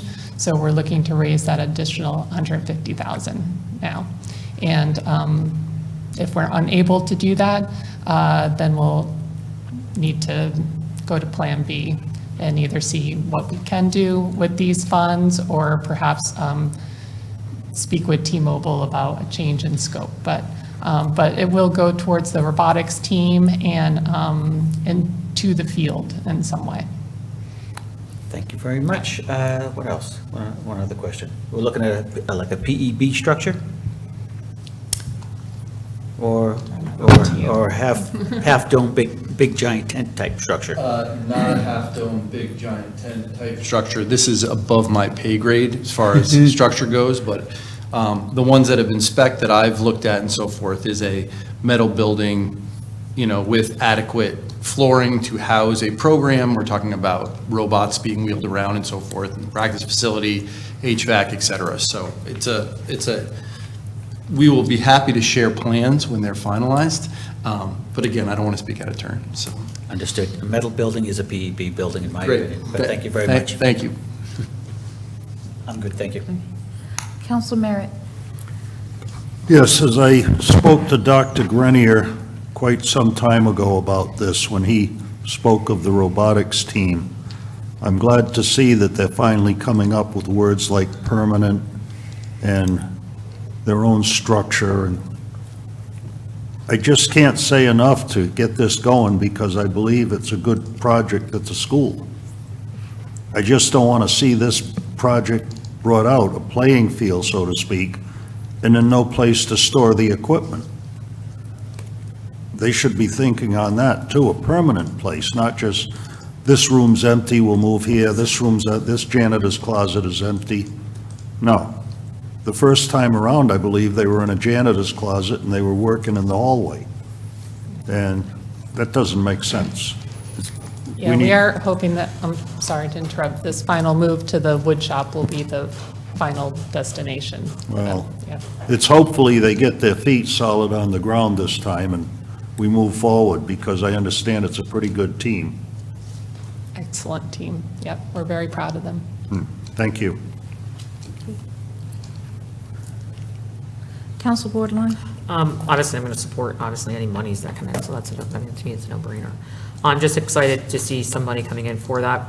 I feel like we should treat all of our recreation activities like we do football and everything else in this town, and constantly, as a former Fitch High School graduate and kids that went there, fencing, robotics, always got second, I feel second best in my opinion.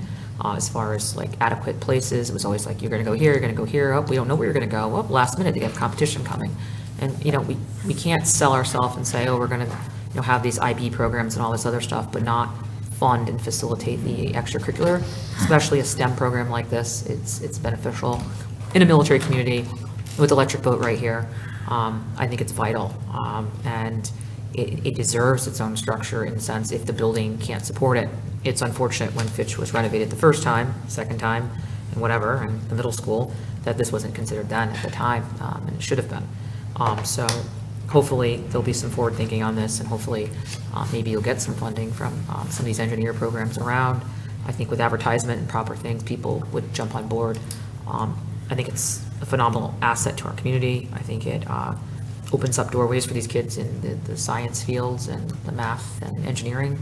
And anyway, it's a no-brainer. Thanks for applying. Let's see if the other 150 could come in. I did look up one of these type of structures, did see one out in California somewhere, and they had them as basic as, very simple, to seating for people to come watch.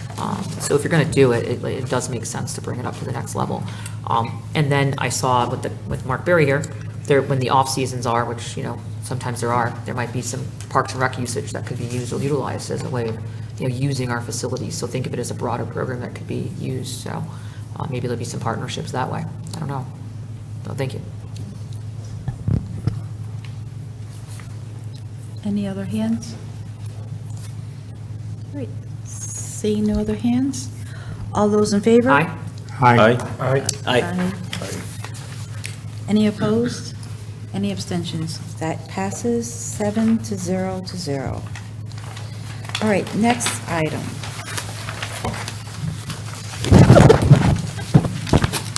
Counselor Merritt, please. 2026-648 USDA Farm to School Implementation Grant, Board of Ed.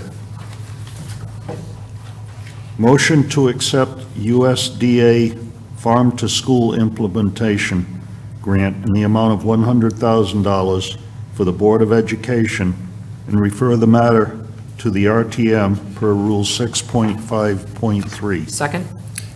Motion made by Counselor Merritt, seconded by Counselor Bordelon. Hi.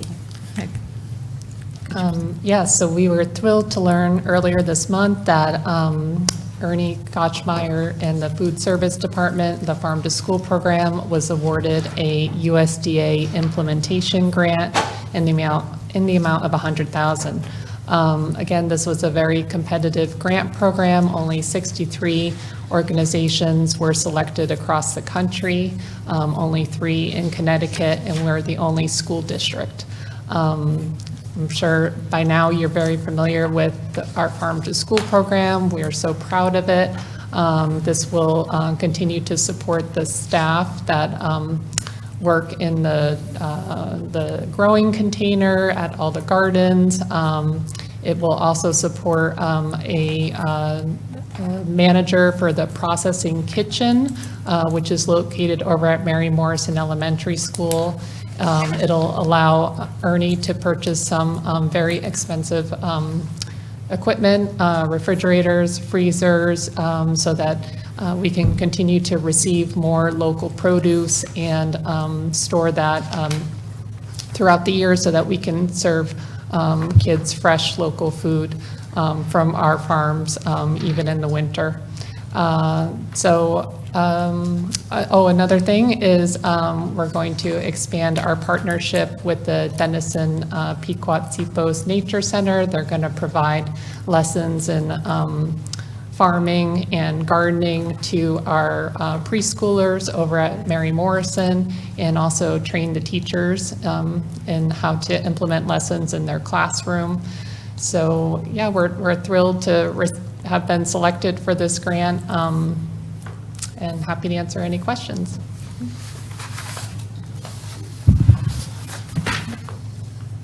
Council Board Line. Again, vital, right? I'd love to see some grants coming in to help fund free lunch for all, but maybe one day. But this is a great process and program, and I think having this component when a lot of kids don't have the land and understanding on how to grow, and this just kind of, the way they say, teach a man to fish, and, it's that kind of whole philosophy, and I think we've gotten away from this, and I think it's a great opportunity, and so I hope to see it, and I'm happy to see that you're getting grants to kind of fund the positions to keep it going versus putting it on the tax, like the burden on the tax dollar of it, that the money that you guys are getting is using, and you're using the grant money towards keeping the program going. So thank you for that. Council Good. Just a quick question on the match for services in kind. What's the plan on that? Yeah, so I should have mentioned that it is a 2-year grant, and a cash match was required, and so Ernie, is already part of Ernie's budget for the next 2 years. It's primarily personnel. Okay, thank you. Okay. Council Merritt.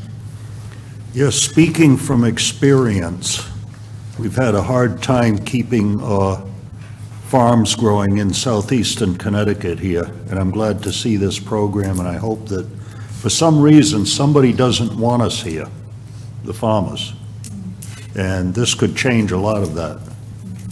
And partnerships with other property owners, that would be good.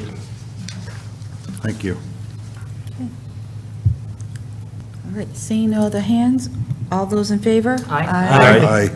All right, any nays, any abstentions? That passes 7-0 to 0. All right, Councilor Good. Thank you, Madam Mayor. Item 2026-647, Department of Emergency Services and Public Protection Grant, Board of Education.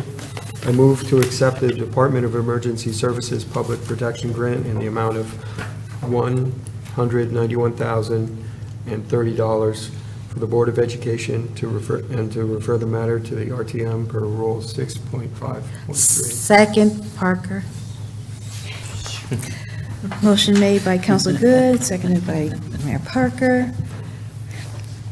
Hi, everybody. Again, Clint Kennedy. This one is squarely more in my wheelhouse. So we wrote, the IT team for Groton Public Schools wrote with the support of our grants director. This in, I believe it was end of 2023, 2024, and we were disappointed we hadn't heard about it in a timely fashion. We were very excited when we did finally hear about it a few months ago. This squarely fits the need, as I see it, as a security bridge. A lot of what we want to cover with this grant is needed. I could arguably spend 3 times as much on security as I can, to make sure we're protected. It is an ongoing battle. How much can we spend on that without, stealing from other very important things that we do in the Board of Education? The reason I say this is a bridge is my hope, and as I work within the state of Connecticut and so forth, many of these things that will be covered in this grant are being discussed as state services. We work with the Connecticut Education Network, which provides internet access to all 169 school districts, as well as libraries and town buildings and so forth. Many of the programs that this would cover are being discussed to be able to purchase in bulk or at a discount rate or even hosted within the Connecticut Education Network. So I say bridge because this was written so that we could turn these services on now, covered by the grant, and then have that, not add it to an operating budget in the near future, but that would be then provided, would be a handoff to services provided by the state. Just maybe a small portion of that fee and so forth. But I think it's critical for the security of the IT department as well as the services that we provide across the school system. And I don't want to wait on this stuff. So that's why we squarely wrote this grant. This covers protection for every individual device. It protects certain security strategies we have, those codes you get texted to you, et cetera, those multi-factor authentication features that we have so we know people logging in are who they say they are. And it funds a service called a SOC, or a Security Operations Center. Basically what that allows us to do is to partner with an organization that is constantly looking across not just Groton Public Schools, but the larger internet in a geographic area and others, so that we can get alerts on certain threats or bad actors who could be looking to attack us before it even comes into the district. Right now, we're very much in a posture where we have shields up and we're constantly scanning and dealing with any of those intrusions that we have. It adds another layer outside. It's almost building another wall around us to try to head some of those off before they actually get into the gates that is Groton Public Schools. So that's kind of what a Security Operations Center does. This would allow us to have a service provider have that until we have that available as a statewide offering for all school district to do it. I'm really pushing for that because if we detect something here, we can immediately share that with all schools. So, if we do this together, we can be better protected. So that is really the overall idea. There is a match for this. As I explained to the Board of Education last month, my plan is to include this, if approved by the Town Council and the RTM, not from a budgetary standpoint, but from a overall big picture standpoint of how this will be used and what the matching is identified in the operating budget that we would be sharing come the budget season in the fall. Councilor Good. I just want to say thank you for chasing this. I understand your sense of urgency, and you can see on a daily basis that there's almost not enough that can be done.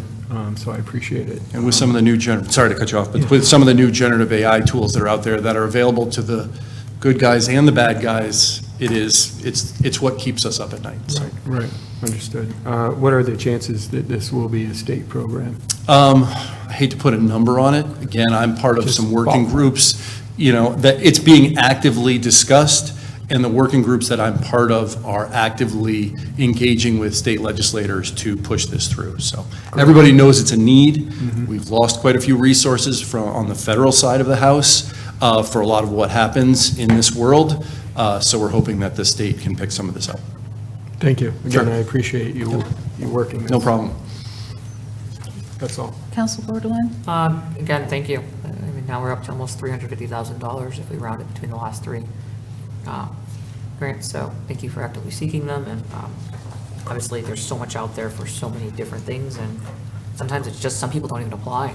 So, sometimes you just get in because other people just didn't do it, and that's the beautiful thing about searching for these types of things. And so there's $350,000 that we maybe would never have gotten that if we didn't try. So appreciate it. Thank you. And if I may, the IT team put this together, but Shannon does a wonderful job in tipping us off about opportunities and things that we can then go chase. So I really enjoy working with her on that. Yeah.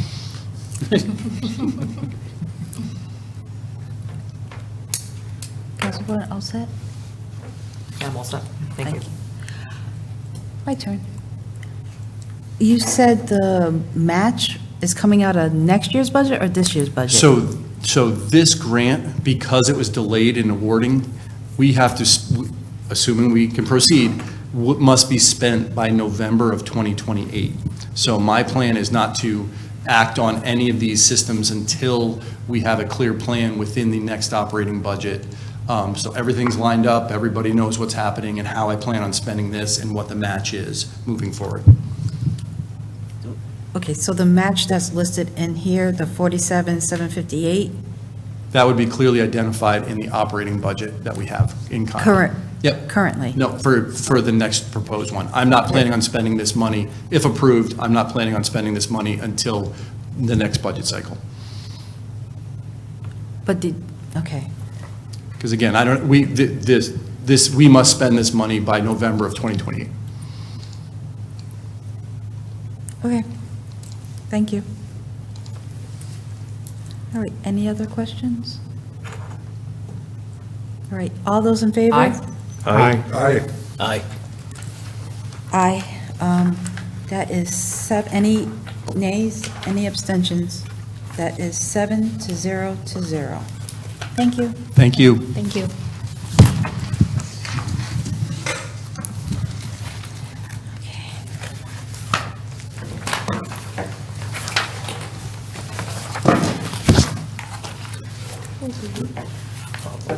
Yes. Okay, the next item up is 2026-666, new lead telecommunicator job description. And Counselor Fitzgerald, please. I recommend a resolution to approve the new job description for the position of lead telecommunicator. Second? Second. I just said second. Council, motion made by Counselor Fitzgerald, seconded by Mayor Parker, and we have Director Green here.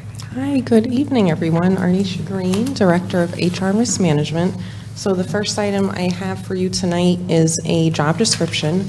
This is in the Telecommunicators Union, and you'll see in reading it that it is a lead position, so it offers guidance to other folks on a daily basis, and also helps manage the scheduling and other essential items. This is not an update. This is a brand-new job description. It was part of the prior IAFF telecommunicators contract. Police, we and the union have been working together to think about when's the best time to implement it, because we always want to make sure we're keeping an eye on what are the staffing levels look like, are they working on training, and when is the right time. So we are at that time. So we wanted to make sure that we brought that before you before we move forward with the recruitment process.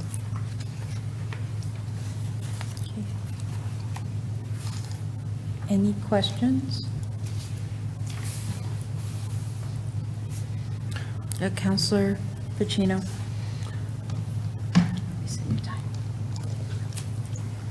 How many telecommunicators will this position be leading? Will it what? I didn't hear the last part. How many telecommunicators do we have that this person would be the lead of? 13 budgeted, so it just depends on whatever shift. Okay. And is there somebody currently doing this type of work? No, this position has remained unfilled. It was in the prior contract, so now through communication and collaborative agreement, we're all on the same page that it's time for us to fill it. Fantastic, thank you. You're welcome. Counselor Merritt? Yes, when the wall was physically taken down, the director of that section was also laid off, I believe. Where did this go from there? This is not in relation to a director of a division, so this is a union position. There will Correct. still be someone. I thought it was put under the police chief at that time. Telecommunicators are in the police department under the police chief, that's correct. And so this is a lead person, per se? Correct. Was there any monies established before for the police chief to assume this responsibility? This is not a new assumption of responsibility. This falls under our normal telecommunicators dispatch center. Oh, I understand that. So it's not a new responsibility, it's a divvying up or a realignment of current duties, so that there's someone on the ground closer to the work that can daily help with assignments, help with scheduling. They may jump in and do some dispatching if the need calls for it, or do some training if the need calls for it, which is in here. So it's not the same as an emergency management director or something else that may have been folded into the department. This is squarely inside that union, in the unit for the contract that the council voted for the prior time.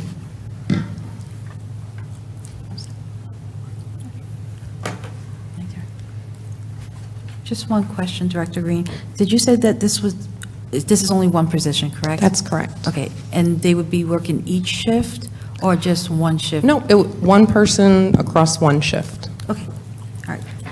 Thank you, that's all I You're have. welcome. Any other questions? Okay, time to vote. All those in favor? Aye. Aye. All right, any nays, any abstentions? Nope, that passes with 7-0. Okay, next up, we have 2026-665 Golf Professional Job Description Update. Counselor Pacino. Item 2026-665 Golf Professional Job Description Update. I'd like a motion to recommend a resolution to approve the new job description for the position of golf professional. Second, Parker. Motion made by Counselor Pacino, second by Mayor Parker. Director Green and Director Barry. You want to introduce yourself? Good evening, Mark Berry. Good evening, Mark Berry, Director of Parks and Recreation. And so the primary reason for us joining you for this is predominantly the job description. We're seeking your approval for it. This is an existing role, the golf professional. It is a vacancy, and we thought it was a good idea to take a look at the job description, make some updates, which do happen to align with some of the changes for golf operations. We decided to also add some updates in general for your information that have to do with enhancements for the golf course, and that ranges from ID cards for efficiencies to new management software system, which I know has been discussed here before, and then a slight change to the way this position will work. So not only is there a updated job description, but you'll notice that the merchandise will be handled again by the golf pro, but with a different division of the proceeds. So that is one of the bigger changes, as well as some internal items that Director Berry is here to answer any questions that you may have. And I didn't do a red line version for you because there's some pretty significant changes in modernization of the job description. So you have the old one and then you have the new one before you. Did you want to add anything, or do you want to wait for any questions? Yeah, I think I'll just wait for any questions that All the right. council may have. Counselor Merritt? Yes, I've spoken to several individuals about this in the past, and I might have mentioned it to you also, that there were some complaints of the merchandise in the pro shop as being more towards male than female, and I'd like to see an even division of that. Yes, I have heard that myself, and that was the case, and as we move forward, that will no longer be the case. Thank you. Any other hands? Counselor Good and then, Counselor Fitzgerald and Counselor Good. I just want to clarify, you mentioned that there would be a different structure for how merchandise from the pro shop would be, I suppose, allocated or issued in this role. Could you just explain a little more on how that would be structured? Sure. So previously, all of the sales of the merchandise went to the pro. Under the new system, the town will be 15% of the sales will go to the town. So that will require more reporting, which will provide more oversight, because they're going to have to show the income that was brought in, show the 15% that's going to the town. So, like I said, there'll be more oversight into the merchandise portion of this job. I think that'd be helpful. I heard that there started to get to be a bit of a backlog on orders that hadn't been filled, and so I appreciate that additional oversight on making sure the orders are filled.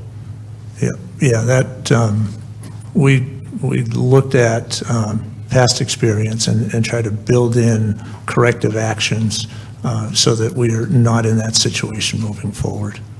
Thank you. That's all for me. Counselor Good. Actually, that was my question. So. Okay. All set. Thank you, Madam Mayor. Counselor Bordelon? Thank you. I know, like a while back when I first got involved with budgets and the RTM, I don't know, 8 years ago, I was kind of shocked that we still had the old model. Like when I looked at other towns, like when I was just doing my research, eagerly getting involved, I was like, we don't make nothing on the merchandise in the pro shop. Like I found that to be shocking. Or I've seen some towns where they had certain merch, like let's say handbags or mugs, or like there's so many people I know, like even though I don't golf, like I have a lot of families that do. And so if I'm in a certain place on vacation, I'll bring back like a hat that has like their favorite golf course, like, and it says the town, and I just always thought it was a missed opportunity to not have some merchandise that kind of sells our town, in a way, like that sets us apart as a souvenir purpose. So that's my first thing is, are we thinking of that as, not just your typical, oh, here's this, I can't think of the name of the golf line. I see the name of it on a golf club, on a ball, but not just the brand, but are we looking at any of our own kind of like swag to sell for people for, souvenirs and ways of bringing in revenue? But also my other question is, where did we get the 15%? Because when I did some research and I looked at some of the other models, there was different numbers. I'm not saying 15% is bad or good. I was just kind of, because people are going to ask me how we got to that point. So I was going to ask you guys, why 15 and not 20? Why 15 and not 25? Where did we find that balance? So typically, when we were looking, as we developed this model, I reached out to the Connecticut PGA. I talked with the consultant that did the study of Shinnecock a couple of years ago, talked to other golf courses, and the 10 to 15% was kind of the industry average. And that's how we arrived at that.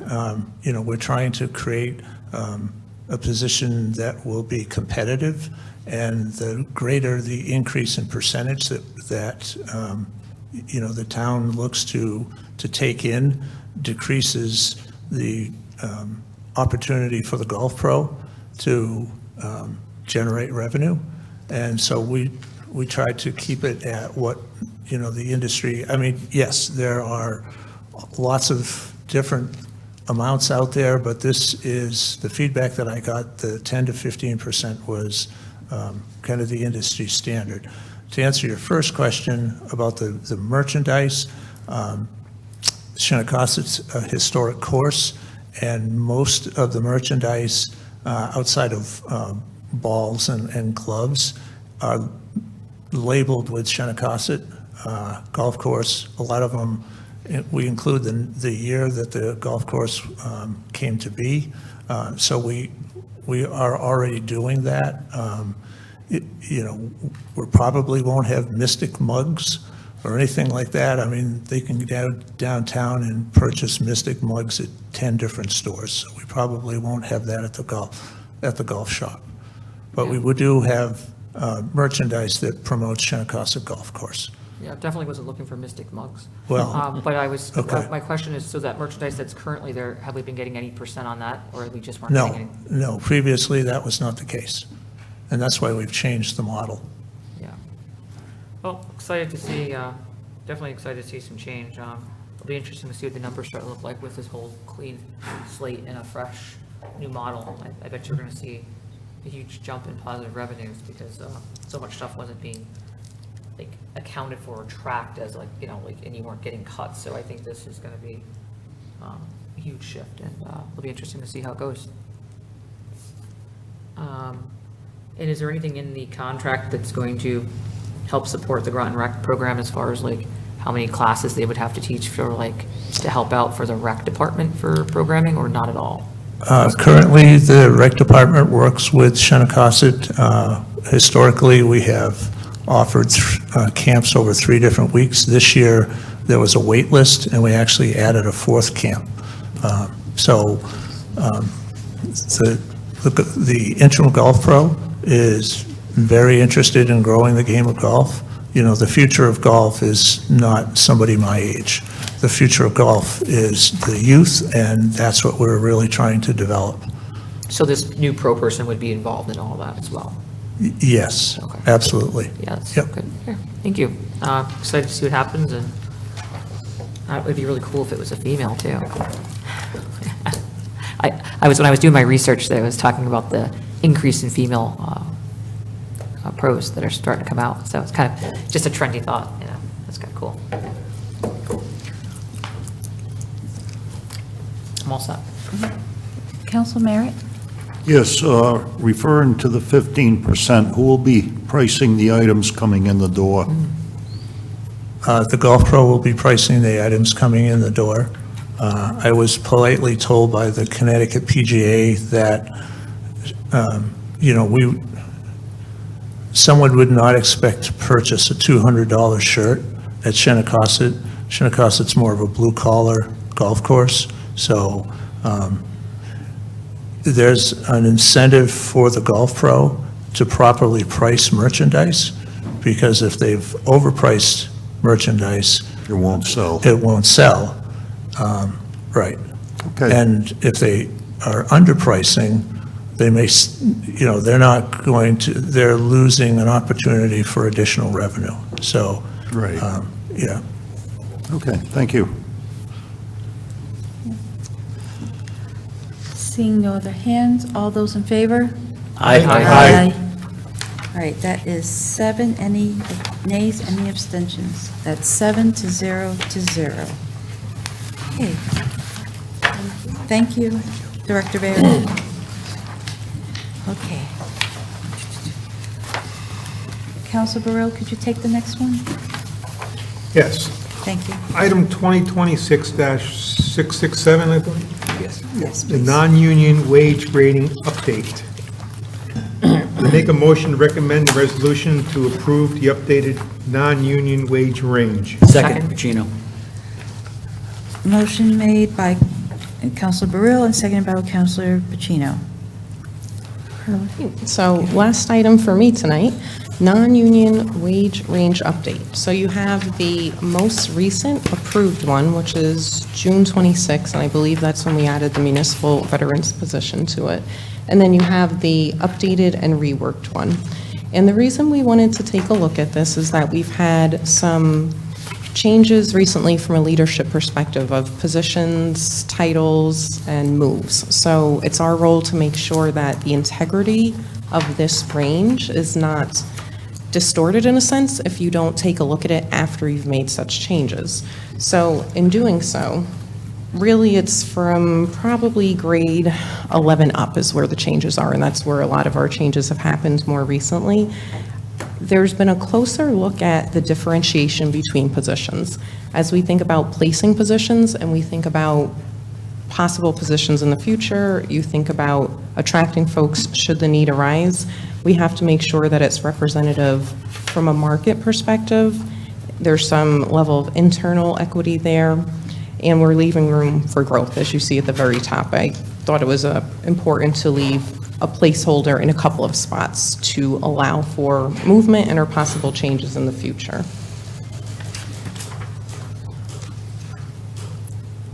I think that covers most of the summary. I will answer any questions that you have. Any questions? Councilor Fitzgerald, please. Just for the context, could you tell us more about like I suppose the last one, maybe 2 times that this list has been updated, just to understand the rate of change over time? So the last couple of times it's been brought before you. I believe the last one was for the municipal veterans rep, so we added that in here.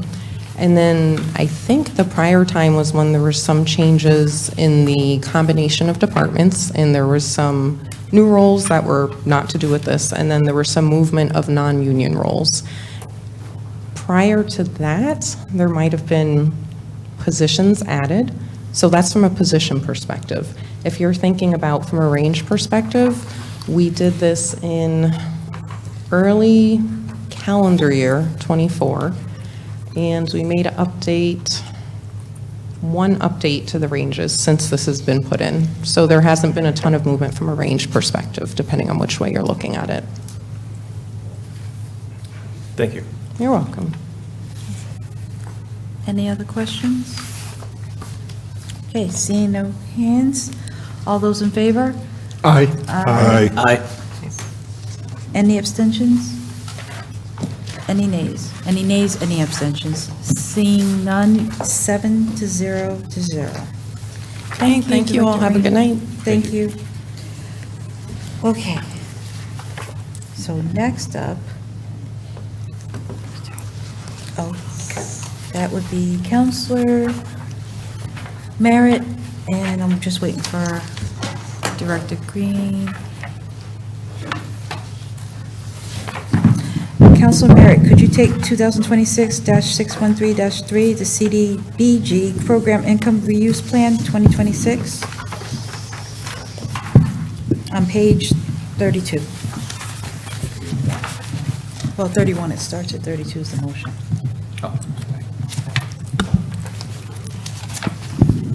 Motion to recommend a resolution to approve the 2026 Program Income Reuse Plan as written. Second, Pacino. Motion made by Counselor Merritt and seconded by Counselor Pacino. Good evening again, Dr. Good evening again. So we were before you a few weeks ago talking about, excuse me, this particular item. We held a public hearing on this tonight. And again, this is looking at revising our program income reuse plan so that we can allocate up to $250,000 of our income towards a match for the next CDBG round. Happy to answer any questions. Any questions? We did have the public hearing. We did discuss this a couple of weeks ago. So seeing no hands, all those in favor? Aye. Aye. Any nays? Any abstentions? That passes 7 to 0 to 0. Counselor Good, please, for the 2026-614-2 CDBG Small Cities Grant, please. Page 35. 35, thank you. Well, 36 is the motion, thank you. Thank you, Madam Mayor. I move to recommend a resolution authorizing Town Manager John Burt to execute all necessary forms to apply for and receive CDBG funds on behalf of Eastern Connecticut Housing Authority. Second. Motion made by Counselor Good and second by Counselor Fitzgerald. Director Reiner. Again, so tonight we're looking for authorization to seek funds to apply for a CDBG grant for up to $2.5 million for the Groton Heights property. Again, we went over the details on this also about 2 weeks ago at a Cal meeting, held a public hearing on this tonight, so this will allow us to move forward and apply for that application. Any questions? Okay. Seeing no hands, all those in favor? Aye. Aye. Any nays, any abstentions? That passes 7 to 0 to 0.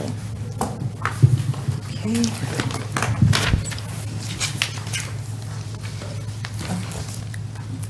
All right, Thank you. thank you. All right, so, all right, Director Reiner still. Okay, Counselor Fitzgerald, please. Item number 2026-672, DEEP Pequannock Bridge Neighborhood Resilience Hub Planning Project. I recommend a resolution to authorize Town Manager John Burt to sign all required grant documents except the DCRF grant award in the amount of $250,000 and refer the item to the RTM per Rule 6.5.3. Second. Motion made by Counselor Fitzgerald, second by Counselor Bordelon. Director Reiner. All right. So as you're aware, when we see opportunities for grants that are consistent with items that we're looking to do, especially areas where we would be spending money for that very topic, we go for them.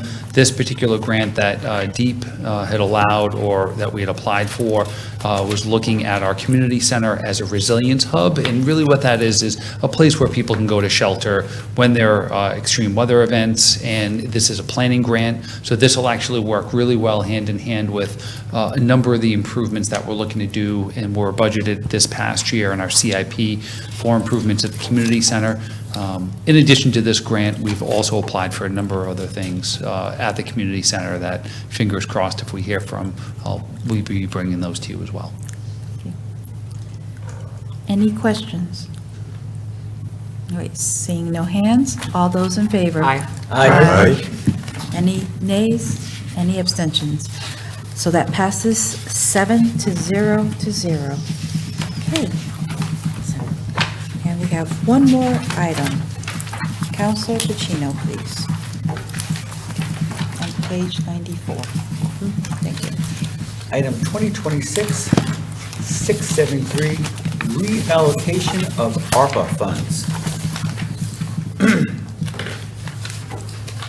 I motion to recommend the resolution to reallocate the $200,000 ARPA allocation from the Housing Rehabilitation and Homeowners Assistance Program to the Sutton Park Revitalization Project, and to designate the Sutton Park Revitalization Project as the recipient of any additional ARPA funds returned prior to December 31st, 2026. Second. Motion made by Councilor Pacino and seconded by Councilor Good. Okay, so thank you again. So again, going back, the town was awarded about $8.5 million in ARPA funds. We had allocated those through a very public process, and at one point before, we have to spend all this money by December 31st, 2026. We had kind of used our housing rehab program as a catch-all for any additional funds that were not spent, as well as directing some funds towards that program. Due to someone leaving our building official's office, as well as still having trouble hiring consultants to do the inspections and the required work for the rehab program, we've been able to spend some of that money, but we're not going to be able to spend all of it. So that's why we're asking to reallocate this $200,000, as well as any excess funds. One thing I should step back and say is we realized that we were having this problem, and we went and looked kind of through the federal regulations, because we knew we can't be the only municipality across the country that is having this trouble saying, all right, we're getting down to the wire. Some of the funds came in under budget, or some things can't be spent. There must be a way to reallocate this money again. We worked with our town attorney, found some information that was out there that the feds had produced, and basically the guidance was you could reallocate the money from one project to another already identified ARPA project. So that's why we're directing this towards Sutton Park. That was a project that we had already identified and directed ARPA funding to. And in this instance, any of those excess funds will direct it towards some of the projected costs that we have at Sutton Park, and we'll be able to get more of the improvements done there. Any questions? Councilor Merritt and then Councilor Bordelon. Looking at this, it's kind of like an overflow of the money. As the recipient of any additional ARPA funds returned prior to December 31st, 2026, if it comes in and what was allocated for Sutton Park is more than what was needed, can you flow the balance to some other, is there another project you can flow it to? We could probably look to find another project. We won't have that much excess funds that Okay. we'll be able to use all of it Okay. at Sutton Park. Thank you. Sorry, you had a call for me. Councilor Bordelon. Thank you. I think it's great. I mean, I'm all for parks. On the ARPA funding, I just think it should go to stuff that is going to help people live and eat. For me, I mean, it's a personal preference. It might be different than most, but that's just where my brain goes. So I would love to see it go to the helping out the modular homes or something like that. I mean, it's just my thought. I mean, it's nothing personal. It's just, that's why we're up here, to make an opinion, right? That's what we got elected to do. So it's not personal, it's just preference. Everyone has different ideas. Would have also been great to see, I mean, what other programs did this money qualify to roll into that we currently have? That's my first question. So only projects that we had already identified as ARPA-funded projects, which came in that there was a budgetary shortfall. So, for example, our housing rehab program, we could have utilized the money for that, but we haven't been able to expend that money because of, and this is a problem across the state, would love to be putting it towards the modular homes or other housing rehab. We can't spend that money fast enough. That's really the problem right now. Yeah, and that's unfortunate. And it can't go to our food pantries because that's not a structure. You know, I mean, it is what it is. It's just, I just kind of, yeah, I just would have liked to see it go to other things, but this is where it has to go. It has to go here. That's all I have. Mr. Burt? Director Reiner, I know it's kind of an evolving issue, but I think there's some, you're trying to figure out the funding for the lighting installation at the park. Correct. The original amount does not include installation of lights because apparently they didn't think we'd actually want them installed. So this would help make sure we can complete all the lighting portion of those and not come back for further funds. So it is rather important for helping complete everything on our list. Thank you. Okay, seeing no other hands, all those in favor? Aye. Any nays? Any abstentions? Okay, that passes at 7 to 0 to 0. Motion to adjourn? Motion- Second. Motion to adjourn by Council Borderline, second by Council Good. All those in favor? Aye. Aye. That is 7, no nays, no abstentions. We are adjourned at 9:07 PM. Thank you, everyone. Thank you very much. Thank you.